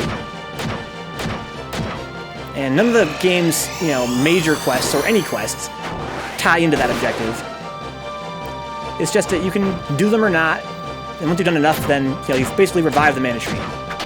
The way they explain it narratively is that you know, as you do these quests, you're kind of reintroducing people to their passions, and as you do that, the mana tree becomes healthier. And then once the mana tree is fully restored, then shit pops off and the game ends. But it truly is a game that's about the journey, right? Like, it's not about the ending at all. You know, as a kid, this being like my first non-linear game, again, before I played, you know, any Bethesda game, for instance, or any other game like this, I didn't really care about the story. And now that I've played other games, like Bethesda games, which have main quests that I kind of always ignore, you know, at least those games had a main quest. This game's main quest is not only easy to ignore, but it is non-existent. Like, it really is a game about the journey. The ending of it, the start and the end really don't matter. Ow. Oh, I lost my stuff. I never thought about how different this game was from other RPGs at the time, being almost entirely non-linear, when everything else was, yeah, you've got a couple of side quests, but scoots you along the main quest the entire time, yeah. Yeah, I think that, again, that's a virtue. I mentioned earlier about how, to me, that's a virtue of game design that we need to explore more as game designers. Because I think that, you know, there is too much said about the importance of not only a linear narrative, but even like a linear structure as a way to push the player along. I think that I'm not, you know, unique in the fact that if you give me 3 artifacts in this game and say each one of these artifacts will make a new place, right? And in that place that you create with this artifact, there will be characters and stories and dungeons. Like, you want to put that artifact down, right? It is a huge motivator. Like, that artifact becomes profoundly interesting, not because there's a princess to save or because you have this quest that you're on, but because putting it down gives you so much to fucking do.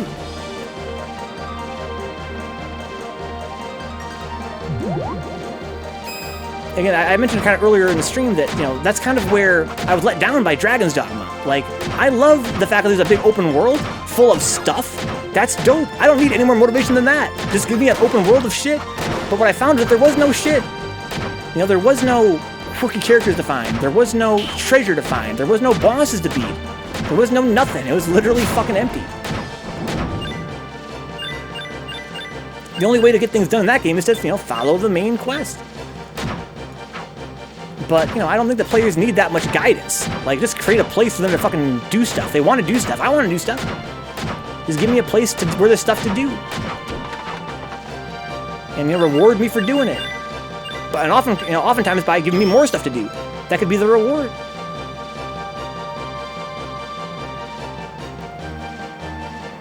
So Tomebox says, but having multiple flags you can trigger in any order is hard, Venka.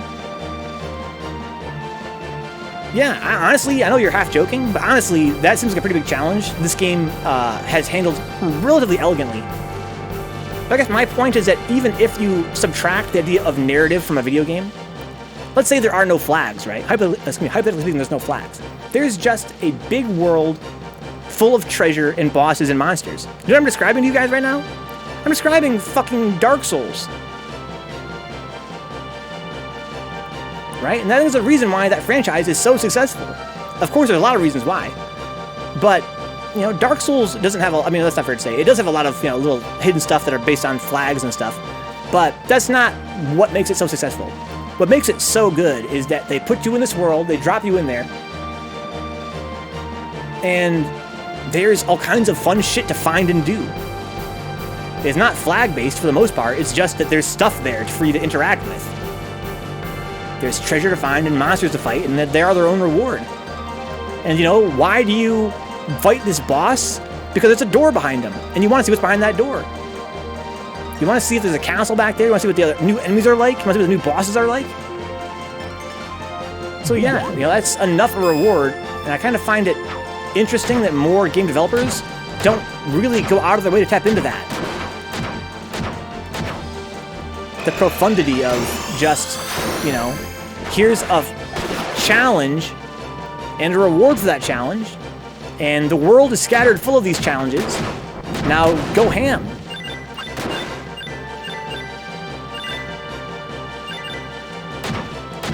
Maybe 10% of Dragon's Dogma's quests are unique in that they have actual stories, but all those progress based on main story progression, since they kind of use the main story for time progression. Yeah, there's that. And again, it's a shame that the side quests were really bad in that game, as a side note. I feel like that game's a big problem. Again, I'm not against linear games in general. They're not always for me, but they're not always not for me either. My problem with Dragon's Dogma was the mixed messages it sent me. That's really all there is to it, right? Like, if you want to have a linear JRPG, that's fine. But, man, if you're going to have an open world, put some shit out there for me, please. Like, Dragon's Dogma, that world was massive. And there was forts and caves and all kinds of cool shit that was telegraphing to me as a player, you know, if you look out here, you're going to find something cool. And I fucking didn't. It was all out there because doing certain main quests would eventually utilize those spaces. So I feel like the problem with it was sending me mixed messages, right? Like, if your game is linear, then just block those parts off. Right? Like, you can't say to me, oh, if I block it off, it's going to be more linear. The game's already linear as fuck. Well, you have to block it off, because if you don't block it off, you're sending me the message that your game is non-linear. Like, the fact that it was open was begging me to explore it. And there was nothing out there. They didn't put anything for me out there. To me, that's a game design fault.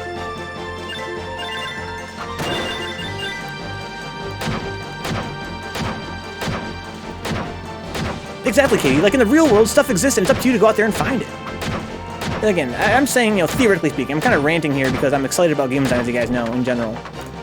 And I just mean theoretically speaking. I'm not sure if you probably could tie in, like, philosophical parallels to the real world.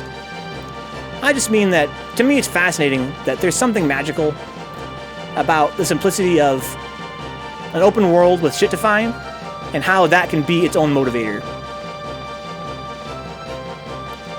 Like, that blows me away that, you know, there are so many things that can motivate a gamer to play a game. And sometimes you're just in a goddamn dungeon, and there's treasure scattered about, and again, there's bosses to fight that are fun to fight, and maybe it's fun to manage your treasure, and now it's like, okay, I'm just gonna go do that shit. I'm just gonna go out there and look around, and there doesn't need to be necessarily, again, like a central narrative.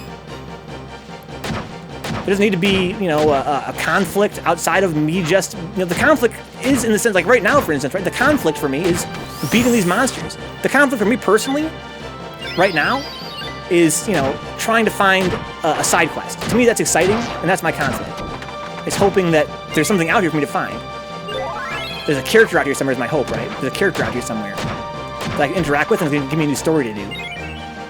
a new little side quest, which itself might open up other side quests and new dungeons and shit. Thank you, Chump. I'm glad you're enjoying the stream, dude. I'm kind of self-conscious because it's a different kind of pace today than what we usually would do here. If you guys are enjoying it, then I'm happy, because I'm enjoying it. I love ranting, but I also love playing fucking Legend of Mana, so this is a win-win for me.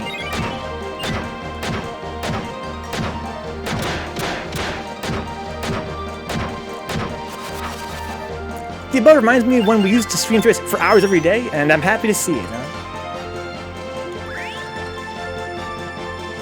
Hope you guys are staying safe and healthy. I don't want any of you guys goons getting hurt.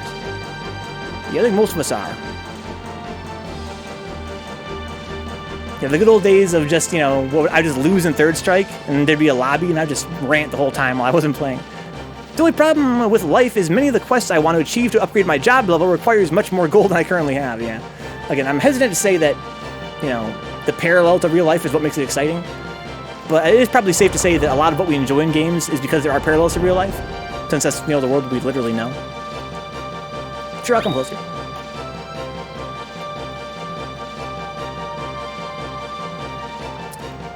Hello there, what can I do for you? About this world, about the wisdoms, huh? This world is Fairytale, and it's made of Mana's aura. Fairytale is comprised of several worlds. The land of fairies, land of spirits, and land of humans, but humans cannot enter the other worlds. Come again, my children.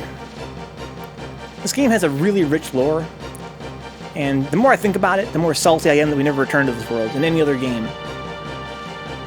It's so brilliant. As I understand it, it takes place in a similar world to the other Mana games, but because of different creative staff on this game, it's not really in the same universe necessarily as the other Mana games. Maybe it is, but I don't think it really super is. Katie says here, I remember when you were burned out and what we advised you to do, you did it, and seeing statements like that in streams like this lets me know we didn't lead you wrong. Remember when you burned out and what we advised you to do? You did it, seeing statements like that in the streams like this let me know we didn't lead you wrong. Yeah, I think what you're saying, Katie, is that it was a smart move for me to not play 3S every single day. And I agree. I go back and watch our YouTube videos recently, Katie. So right now, if you guys don't know, on YouTube, on the Vencabot YouTube, we put out episodes for Third Strike that are around going on a year old, 6 months old to a year old. And as I watch them every night and publish new videos, it's interesting to see how right now, going live as of today, at 5:30, it's gonna be yesterday at 5:30 p.m. Excuse me, at 10:30 in the morning. We are getting to the part of my time with 3S where I'm getting extremely salty with that game. I'm getting so salty with 3S around that time that I really was falling out of love with the game. And Katie and Mutant and other friends were like, dude, listen, just take a step back for a little while. Relax, do some other stuff. And now I'm playing 3S once a week. And although I regret that I don't have as much practice as I once had, I find that I am much more excited about the game in general. It's much more fun for me. How about that, right? It's much more fun for me. There was a time where I would say that I didn't play for fun in Third Strike. For me, of course, fun is relative. But I always play to kill when I play Third Strike. I watch friends' streams, and they're laughing while they play. And they're smiling, and they're having a good time, and it's all yucks. Even friends that are more competitive and stronger than I am. And the fact that I play Third Strike with a lot of anger in my heart is not because I'm competitive necessarily, but it's because of the way that I approach my desire to get stronger in the game. And that means that when I fight someone, I am really focused on destroying them. I really want to win. I feel like I got a lot to prove. I want to exercise what I know about the game and push that to the point that I can win. And I become so fixated on that my attitude can become very dark. I really get very focused and very much about winning. And now that I'm not quite as invested on a day-to-day basis in the game, that need to win is not as high as it was. And I find that I can enjoy the game much more in general. It can be more lighthearted, which is good for my soul, I feel like. Tone says, yeah, you just gotta take time to just absorb tech sometimes. I know, Chumpa, I did. I crossed 200 subs. I'm very proud of that. Sounds like maybe we had fallen back down to 299 and Chumpy resub to, Chumpy sub to get us the 300 mark. You put that passion toward an actual job and be filthy rich. J-Bomb, I did do that, dude. I know you're joking, of course. But in my old job, I put all my passion toward getting stronger at it, and of course, it didn't work out that way because the thing that I was passionate about was not what gets you, a lot of income in this world. I was an exceptional employee. Everyone loved me at my old job. Management, coworkers. I was a one-man army there. I worked day and night and got really strong at it and became super skilled at all the different functions of the store. But I had to leave because, of course, management's management, and they couldn't, they didn't want to let me use those skills I developed to kind of go further. Because they're on the streets. Anyway, let's see here. About the wisdoms. There's a whole bunch of these guys, I believe. It was Anuela, the puppeteer, who appointed the 7 wisdoms. By awakening me, she came to realize that a wisdom far more wise than humans existed. But the paths are always cut open by those without such titles. Eventually you will become what people call a hero. Come again, my children. I wonder if he has a bunch of different things he says. I get the impression he does. Likewise, Tombak, I love our chats too. That's what the stream's really all about for me. The reward for me personally, guys, let me rephrase that. There are a lot of rewards I get from this stream. And a major motivator is when I play games like this, and guys come by and say, wow, I never played this game before. It looks pretty cool.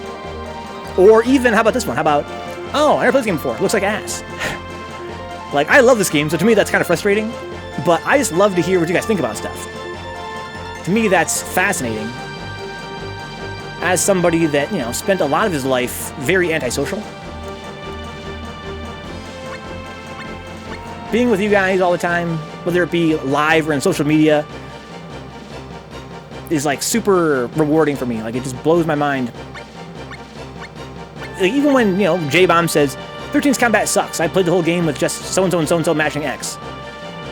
From now on, when I think of that game, that does come to my mind. Whether or not I agree with it, it comes to my mind.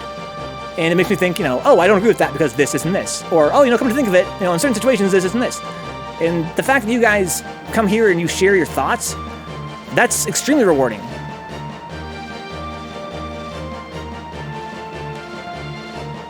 Dick says, if they remake the game, it might be worth something, but the combat looks like trash. The combat in this game is trash. It's fun. It's colorful.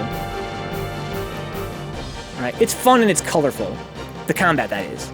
Of course, I've ranted long enough about, how good the game is in its story and narrative and atmosphere, blah, blah, blah, blah, blah, right? Excluding all of that, the combat is still fun and colorful. But God, is it shallow. And for a game that had the potential, if the combat were better, if the gameplay were more involved in this game, of course it would be, one of the greatest of all time. On top of being, an all-time favorite of mine.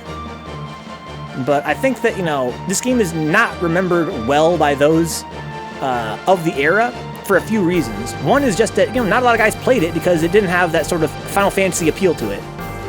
And even of those that did play it briefly, I could forgive them for writing it off early on as being a very vapid, sort of shallow kind of game.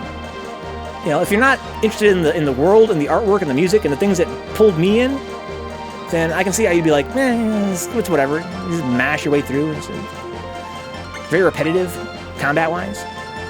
So that is a shame, Jix, you're right. Chumpy says here, hey man, I'd be lying if I said this wasn't my favorite stream to come and hang out in. I'm glad you enjoy it, Chumpy. I put a lot of work into it. It's exhausting. That's why the stream is kind of a different kind of pace today, because I really overworked myself last night getting YouTube thumbnails made and getting emulators. But guys, I was doing some tests on our N64 emulators trying to make sure that Majora's Mask will look better. And I'm pretty pleased with what I learned about that. That was a Tonebox experience as well, huh? Gnomes, take me to the streets. Play Sesame Street, huh? Which Sesame Street should we play? It looks like the combat from Digimon Championship on the DS after using action replay to control them. Yeah. Okay, so it's the same thing here. It really is just a beat-em-up. It's a beat-em-up with some JRPG trappings. And I mentioned earlier in the stream that it's almost offensive to me now. And again, I'm more forgiving toward it because I love the game's atmosphere and the world and the story, and I also grew up with it at the nostalgia goggles, right?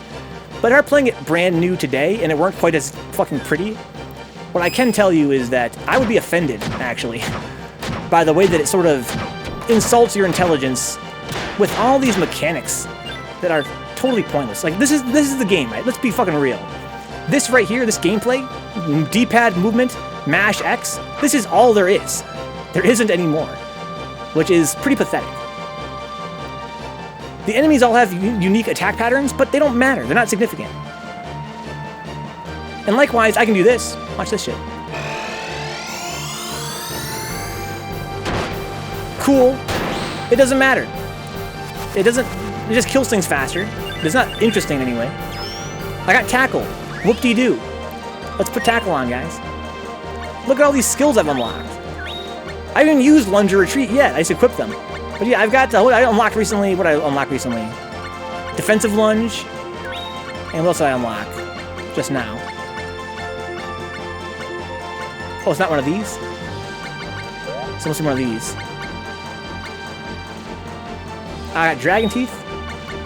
Oh, seriously, did I unlock one of these recently? Jump, defend, lunge, retreat, crouch, push, shear, spin, grapple, tackle. Oh, it's tackle. That's right, tackle. There's a jump button, dicks. So watch this. I can do this now. That's my defensive lunge. So I can lunge forward while defending. That's cool. And I can do a tackle. I can shove guys away. I mean, that would have a tactical function if this game was actually hard enough for me to like want to not be surrounded by guys. Like, fucking great. But it's not significant. Nothing in this game's combat-wise is significant. I'm pretty much a god. And I mentioned, you know, when games do stuff like that, where they have like fake depth, by adding in a lot of stuff for you to like mess with and to play with that actually has like no bearing on the actual gameplay, that pisses me off. But I'm forgiving this game for it because, again, I love this game. So I'm more forgiving than I would be of other games. Tone says, this is a Tales of Games for me, Venka. The Tales of Games. Oh, the Tales of Games, I see. So let me unlock all these movement options. I don't need them till the end, though, at best. In this game, again, I feel like even in the end, you don't need them. All you need is the basic movement and attacking. That's halfway towards being good games as dicks, huh? They're kind of fun. As a kid, I used them a lot because they are kind of fun. But, you know, that's what I say, like an alpha gamer, you know? Like, they're there, you can use them. I mentioned, you know, when we started the stream, right? I used nunchucks. I could use, like, what, like 10 other weapon types? There's a ton of cool weapon types in this game. And yeah, it's fun to mix them up. You know, especially if you have, like, a fantasy of being, like, a swordsman. You can use a sword. It's pretty satisfying. Aesthetically. But it doesn't matter what you use. Not in the game. Not, like, gameplay-wise. You can, if you want. And like you said, it could be fun in that respect. Shove them, get a combo on them, and put them in the corner there, whatever. But it's a shame that it doesn't actually, like, tie into the gameplay anyway. Two-player function, dramatic battle. This game has two-player stuff. Again, me and my bro played a two-player. But it doesn't make it any, you know, any different in a meaningful way. Just both you guys are mashing. I'm sure somebody had a ROM hack somewhere to make it harder, huh? Has a sprint button as well, huh? There you go, the other half. Doesn't work in combat, though. There's actually a little bit of depth to the movement in this game. Your character rocks when they move. I'm going to hold left here. Watch this. If I hold left, watch the way she moves. See that? Same as I hold up and down. Right, she has like a rocking animation she does. And that makes it a little bit more deep because you can cancel the rock. If you do like this, you can like move faster. It's like a little waddle you can do. Because like it basically cancels your movement. Lets you rock faster. So that's at least something. And again, you can combo things together. They have like cancels and that sort of thing in this game, but it doesn't really, it's not significant at all.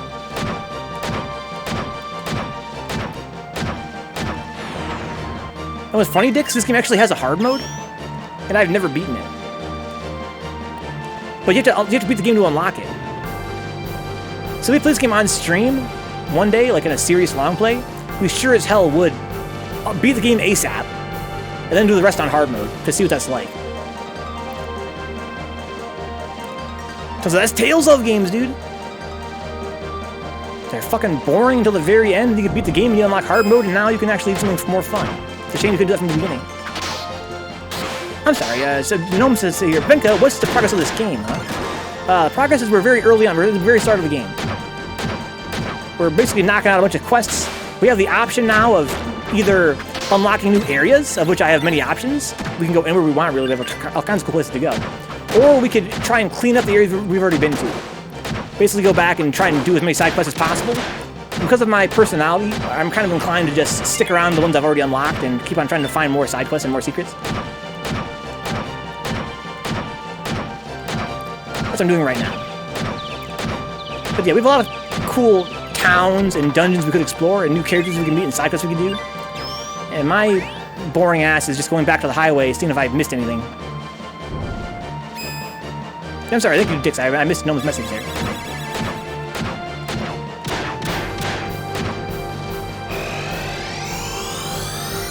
You have to beat it to unlock remotely difficult mode, huh? And now you get, you can IAD and hit confirm. Yeah, it's gonna be that shit from the main game. That's how I feel too. A good example of that is FF13-3, which is another one of my favorite games of all time. It's a game that again I found profoundly interesting mechanically. But it has the main game is pretty challenging, really, honestly. But the hard mode unlocks all kinds of fun features, and by the time you unlock it, I'm already done with the game. I don't want to play it again just to use these new mechanics. That's why I've never beaten this game on hard mode. I played this game through in my whole life, probably like 8 times start to finish. And I always start a new file, right? I'll play it, 1 year, then play it again 2 years later, play it again 2 years later. That's just the way it goes. But I have only a couple times ever beaten the game and started hard mode, and I'm like, well, this is a lot harder. They have a lot more health for sure. It's very tedious. If I take a couple hits, I die. But I'm already doing the same story I did last time, so I kind of don't feel like rewarded for doing it again that way. But it's interesting, especially as an adult looking back, because all these mechanics, like, creating your own gear, training a monster, building a robot, using the moves, finding the cancels, all that stuff that I thought was pointless as a child, it can actually come into play in hard mode. But, as a child, I didn't understand that. Looking back, I suspect that to be the case. But I remember as a kid was thinking to myself, wow, hard mode, enemies have a lot of health and they do a lot of damage, but it's pretty boring otherwise. Like, they didn't really make the game any harder, except that enemies have more health and do more damage. But maybe that's all this game needed, right? Was the dire threat of, oh, now if I take damage, I might die. Oh, if I have to find stronger ways to hit them to kill them faster. And maybe that means I need to fucking figure out how to fucking forge better gear and figure out how to use my skills better. That could be what this game actually needed from the get-go. Was just, more risk. So I'm pushed to, exercise the mechanics the game gave me access to in the first place. Yeah, exactly, Tonebox. I'm still gonna win. It's gonna be slow AF. That's how I feel about, again, this game's hard mode. I found it to be very tedious as a kid. But looking back on it now, I'm like, well, maybe I misunderstood, right, the challenge. Maybe it seemed so tedious because I just wasn't exercising, the mechanics the game gave me. So I'm pretty good, Steve. Good night, Jumpy. He's got work in the morning. Have a good rest of the stream, guys, and I'll be lurking tomorrow for Third Strike as always. Yeah, rest well, Jumpy. Good luck at work tomorrow, man. I'm going to play this now for another, half an hour or so, and I'm going to call it. I don't want to stay up too late tonight. Again, I'm so exhausted. The whole point of today's stream was that I was exhausted. That's why we're doing this. It'd be very unwise for me now to... How am I doing this? I think I'm hitting the buttons together. Can I do it point blank, though?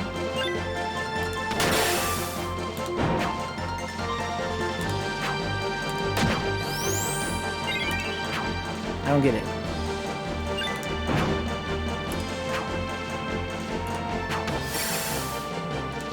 It doesn't work anymore. If I go over here, though, it's like proximity-based. Yeah, okay, I think it's proximity-based. So how did that launch? Yeah, Dick, when I played MapleStory as a kid, that's what I thought. I find it interesting you would make that note. I played this before MapleStory as a kid, and that's what drew me to MapleStory. I was like, wow, this game is, you know, a beautiful sprite-based MMO. It's a lot like Legend of Mana. And I knew then, as I know now, that the graphics of MapleStory are not this detailed, they're not this beautiful, but it has the same sort of colorful, cartoony look that drew me to it.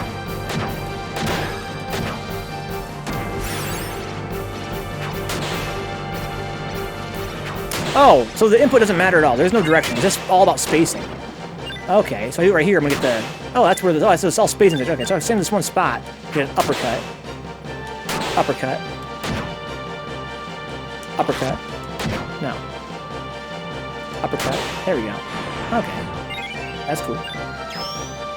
Welcome back, Brian. Did I mention I told my boss I wasn't coming back to work until things got safer? Wow, Steve, that's a pretty ballsy move. Is it that dangerous where you live right now?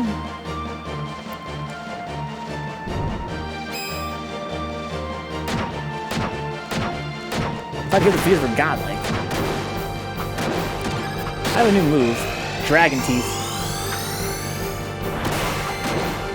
It's like a lunge, huh? The moves you learn in this game are based on the... Basically, the supers you learn are based on the abilities you equip. So I had lunge on for a while. That's why I learned that dragon lunge thing. But again, it's not that important at all.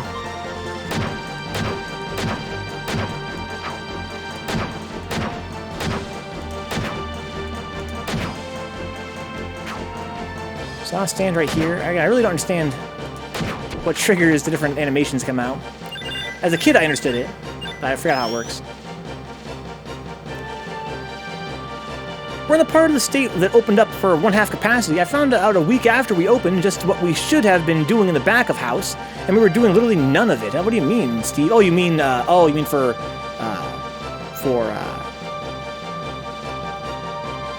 sanitation. I've only played the first couple hours, but I've been running into lots of graphics. Oh, really have you, Brian? Well, fuck, I was hoping you wouldn't say that.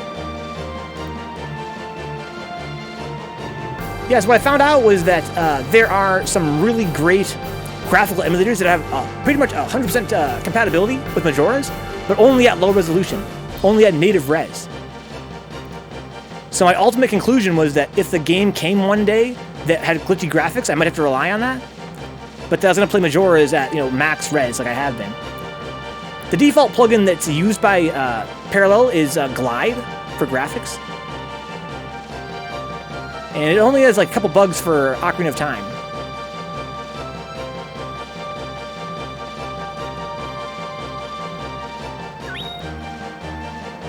So what we would end up doing then, Brian, is that if there's too many graphical bugs with the Glide plugin, we would need to run Majora's Mask in the CRT emulator like this, which would be a shame, but it's not the end of the world. Because yeah, basically what I found out, Brian, was that there's a couple of native res graphics plugins that have 100% compatibility with all graphical shit in N64 games, which is great. But it means you don't have those nice sharp edges on things. It's very blocky looking, which is fine, and the CRT emulator smooths that out. But much more common. Okay. Thanks for the hint, Brian. So again, I feel like we kind of have no choice now. I'll look into it a little bit. I'll look at Majora's Mask on Google and see if I can find other people who have the same problem with Glide, which is the most popular and compatible hardware-accelerated graphics plugin. You can't emulate Majora. It's never been done. Give up. The 1964 emulator probably could run it native, huh? Says Tonebox. I think that's not true. No mask, no sanitizing beyond the old normal. Literally none of the things we had, huh? Gross.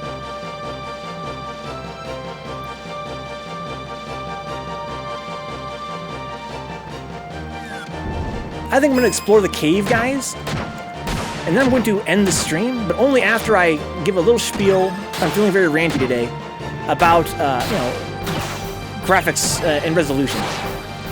I'm going to get Ocarina of Time running. We're going to talk a little bit about what that all is all about. I keep saying that in the near future I'm going to make a YouTube video about that exact topic. Think of this as like a warm-up for that. But I want to do the Cave Caverns first. Make sure I'm not missing any side quests. Hell yeah, Katie, more rants. That plus the ridiculous migration up north for Memorial Day weekend, and it's hard to see the place. I work as a petri dish for the second wave of COVID. Interesting, Steve. I know you're typically not especially concerned about keeping a job. I respect that. As someone that's in a position of privilege, myself, as well. So I'm definitely not going to say, oh, Steve, we should be more careful. But I know you know what you're doing. You know what you're doing. If to you it's not worth that risk, I appreciate that. But that does sound quite extreme. And I do hope that if the worst were to come to pass and you face some repercussions for that, that you're prepared to handle them financially. Get them nachos. Kind of dicks, but in this case it's kind of different. So what's interesting about N64 emulation is that in cases where graphics are missing and stuff, it is not an issue of the console's guts being poorly emulated. It's an issue of the graphics being poorly emulated by our modern video cards. And what's interesting is that because the N64 can be broken up into modular pieces, emulation has what are called plugins. For N64 and some other consoles have a similar situation going on, where they have plugins. And in the case of, N64, all the emulators share the same set of graphical plugins for the most part.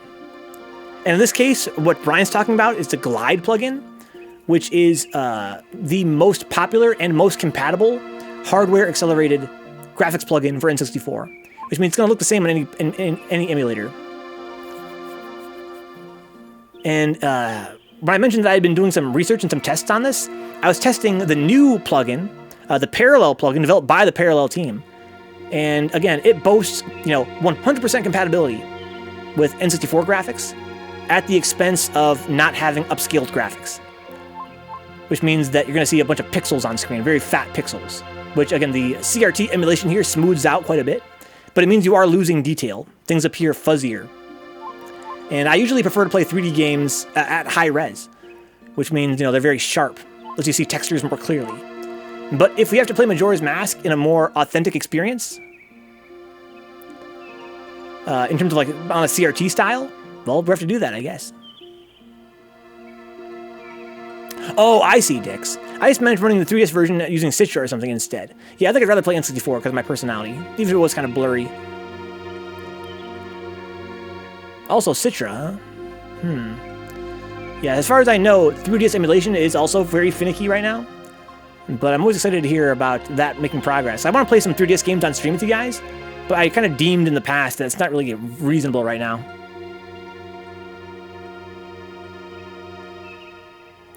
She says, I'm good, huh? I'm just about all out of debt. I'll be on that boosted unemployment for a while longer. I have ideas of where I'd go if I decide I'm just done with this place, huh?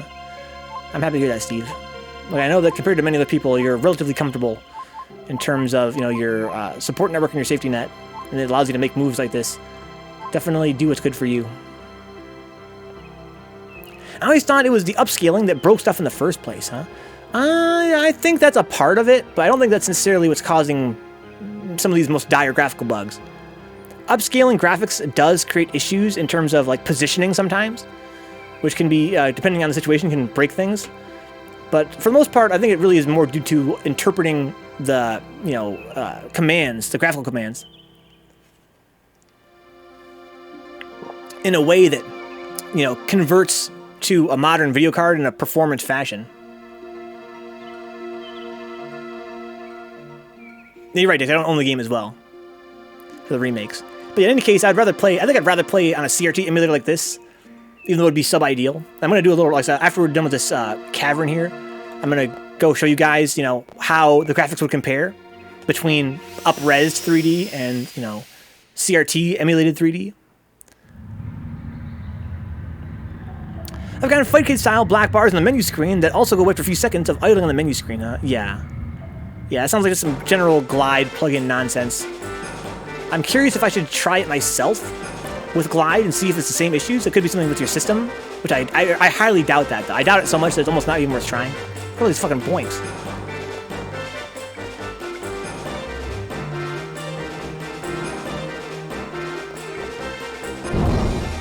I should get a partner. This is make it a little bit faster. Do you want to get Bud or Lisa, guys? Or bring the Rabbite? Rabbite would suck though. Could be fun though. How far in is it? How far in is it, Brian?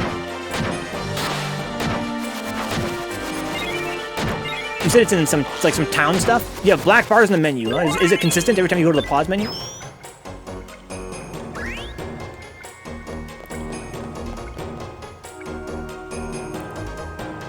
Yeah, if you can make a list of consistent graphical bugs you've seen, I'd be happy to test it and see if I can get the same result. It's kind of dark here, and the ground's all wet, but I like it. I like you, dude. He's very positive.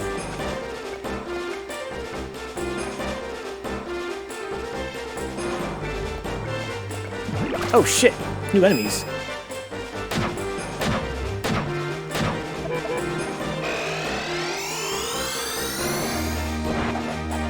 Oh, what a whiff.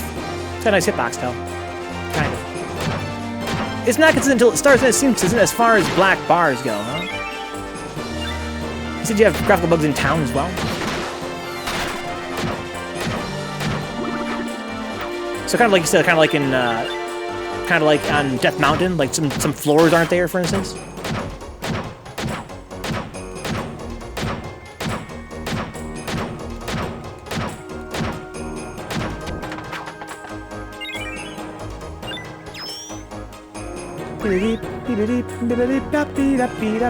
Oh my god.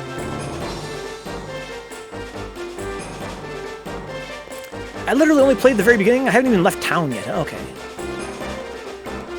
So what we'll do tomorrow then is I'm gonna do this on Wednesday. We'll start it with the Glide emulator. I'll remain open-minded to switching to the Parallel plugin. And if we have to do that, we're gonna play the whole game basically in CRT style. Which is not the end of the world, but kind of a shame because I love playing 3D games in upscale resolution. So that's mountain bug. This thing's just not there. That should be there. The thing I'm really mulling over is due to my brother working with a company for infosec purposes. I have a potential to train for electrician work, and it's supposed to pay really well. Maybe you should do it, dude. Maybe you can do both.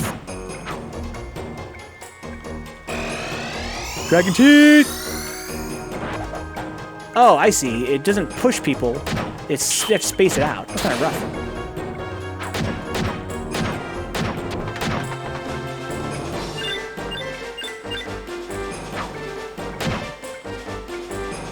Give me that.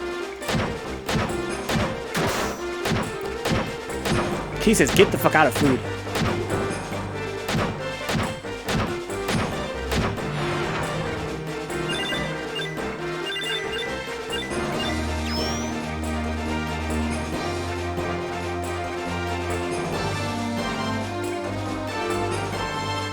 Yeah, KD, Steve, I know you guys are not especially well introduced, but I believe that KD has done exactly what Steve wants to do.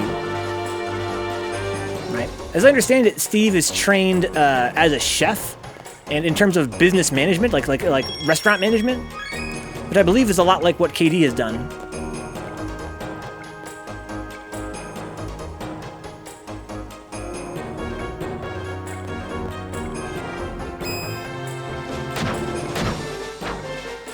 Skeleton warriors.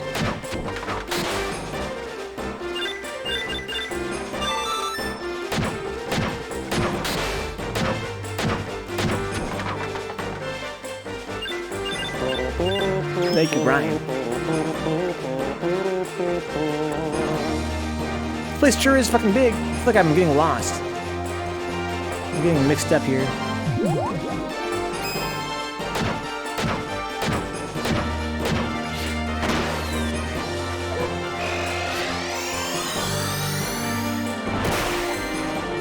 I love the fucking blood effect, it's so dope.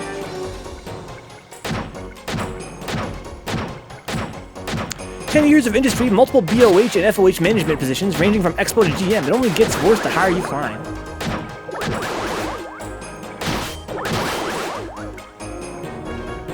I'm pretty sure you guys are introduced at least in some capacity, of course. Yeah, Katie's a friend of mine that I'm extremely grateful to have made through Third Strike. Oh shit, I'm about to fucking die!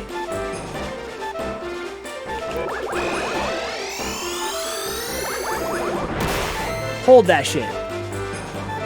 He's good.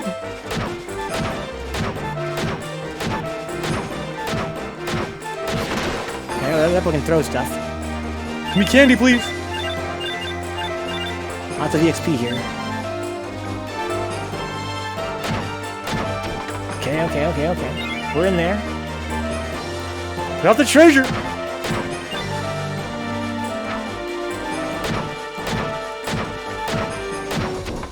Jeez.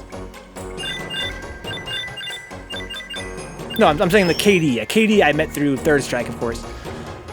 And Overload Steve is a friend of the channel going back. He's our very first ever follower that still sticks with the channel. No. Overload Steve doesn't know anything about Third Strike.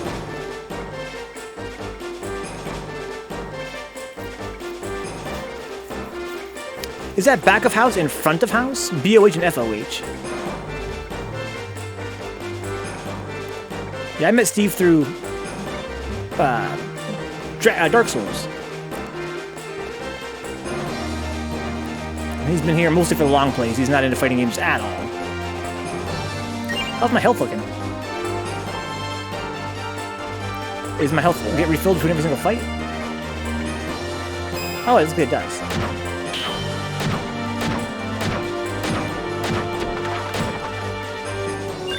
Ow. Oh, you're thinking of PGN Steve. Yeah, totally different guy. PGN Steve also great. Goes by Buglehawk. Yeah, I'm sure you've met Bugle.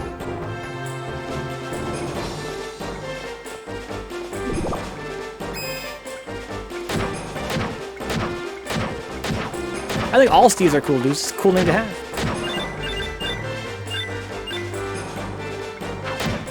Overload Steve is the first Steve I ever met in my life. And every Steve I've met since then has been cool.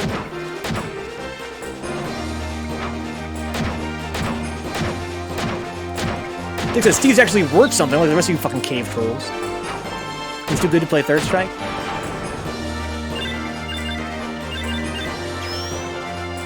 So Jim as well has never met an uncool Steve.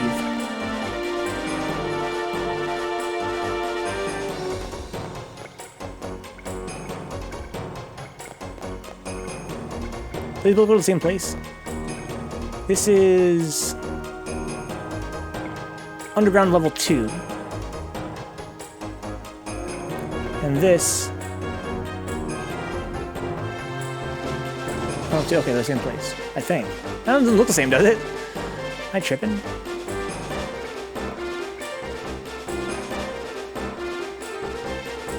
No, it's not the same place. Huh. So the names don't really mean a whole lot? Oh, shit!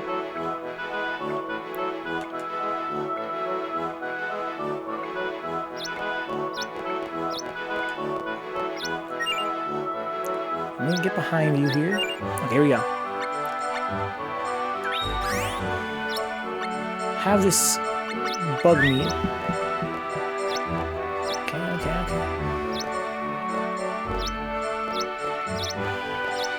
Okay, he saw the food, totally ignored me there. I don't think he wants the bug meat.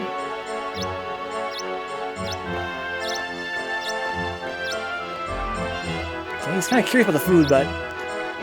Oh, there he goes. Ugh, gross. He likes it, though. But he's still hungry. Here you go, bud.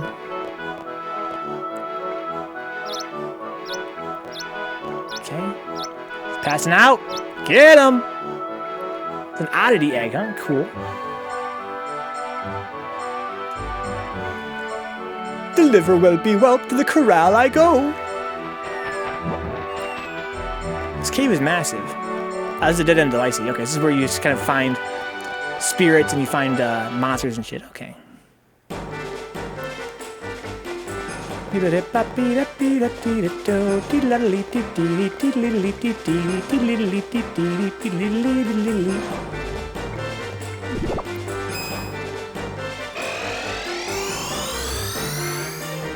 I need to move it. It's multiple enemies, but I need to...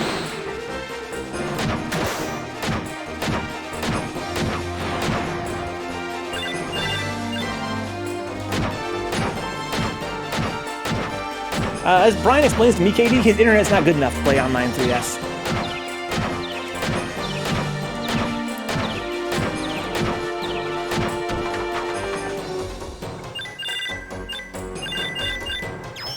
That's just the way it is. Brothers, my internet has noticed me playing online 3DS.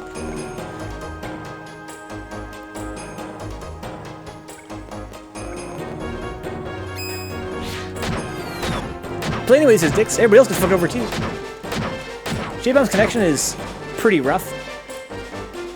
Not as rough as some friends I know, but I think it's mostly because he plays on Wi-Fi. I don't think it's because his actual internet's being bad. Built-in lag swash. Yo, that reminds me, Katie. As of today, yesterday at 10:30 in the morning, that was the episode of where we discovered PremiumLag.com.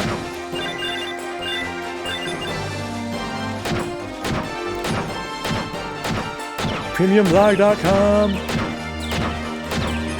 This is Wi-Fi, man, but life is what it is.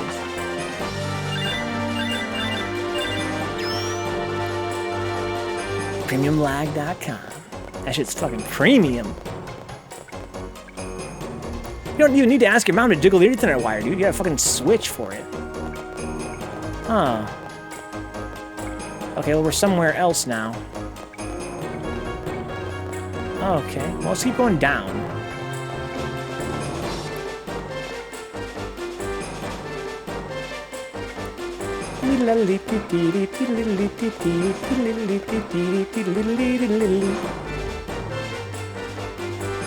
So yeah, so in this game there are very rarely subquests or quests that are triggered when you're in a dungeon you've already explored before.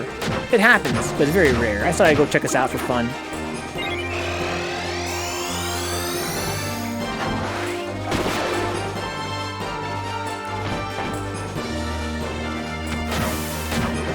The man who talks a big game and can't back it up speaks loud. That is the whole game, right? That's the whole game for them.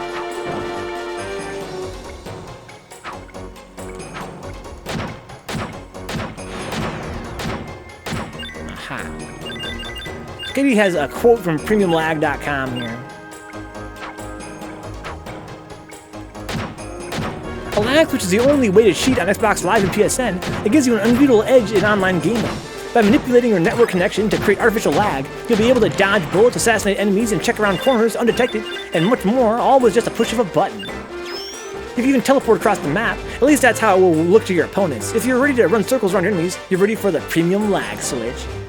Unbelievable, dude. Well, when a cheat, Deuce Draw begs to differ. I don't know how people do that.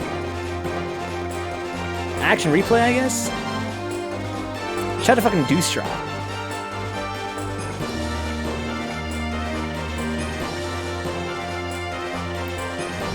This is the boss room. Oh, shit. Modified save file. Oh, maybe.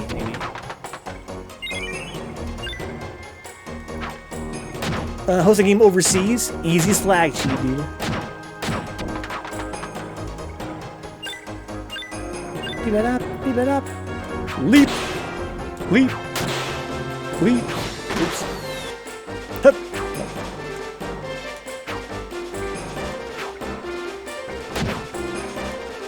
Hold that shit. That meaty sound effect. Thwomp.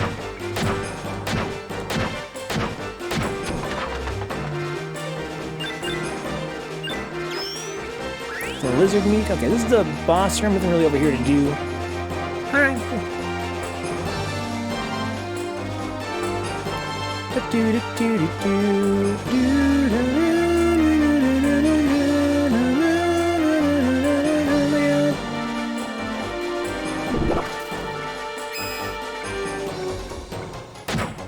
I can see about working at the dispensary. Apparently they been busy AF during this entire thing, and I don't doubt it, dude.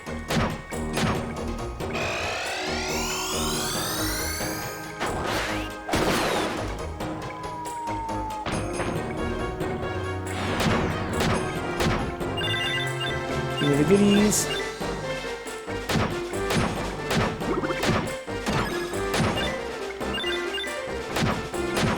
Ow.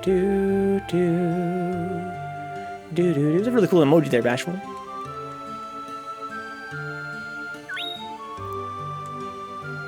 Si necesitan sus siestas?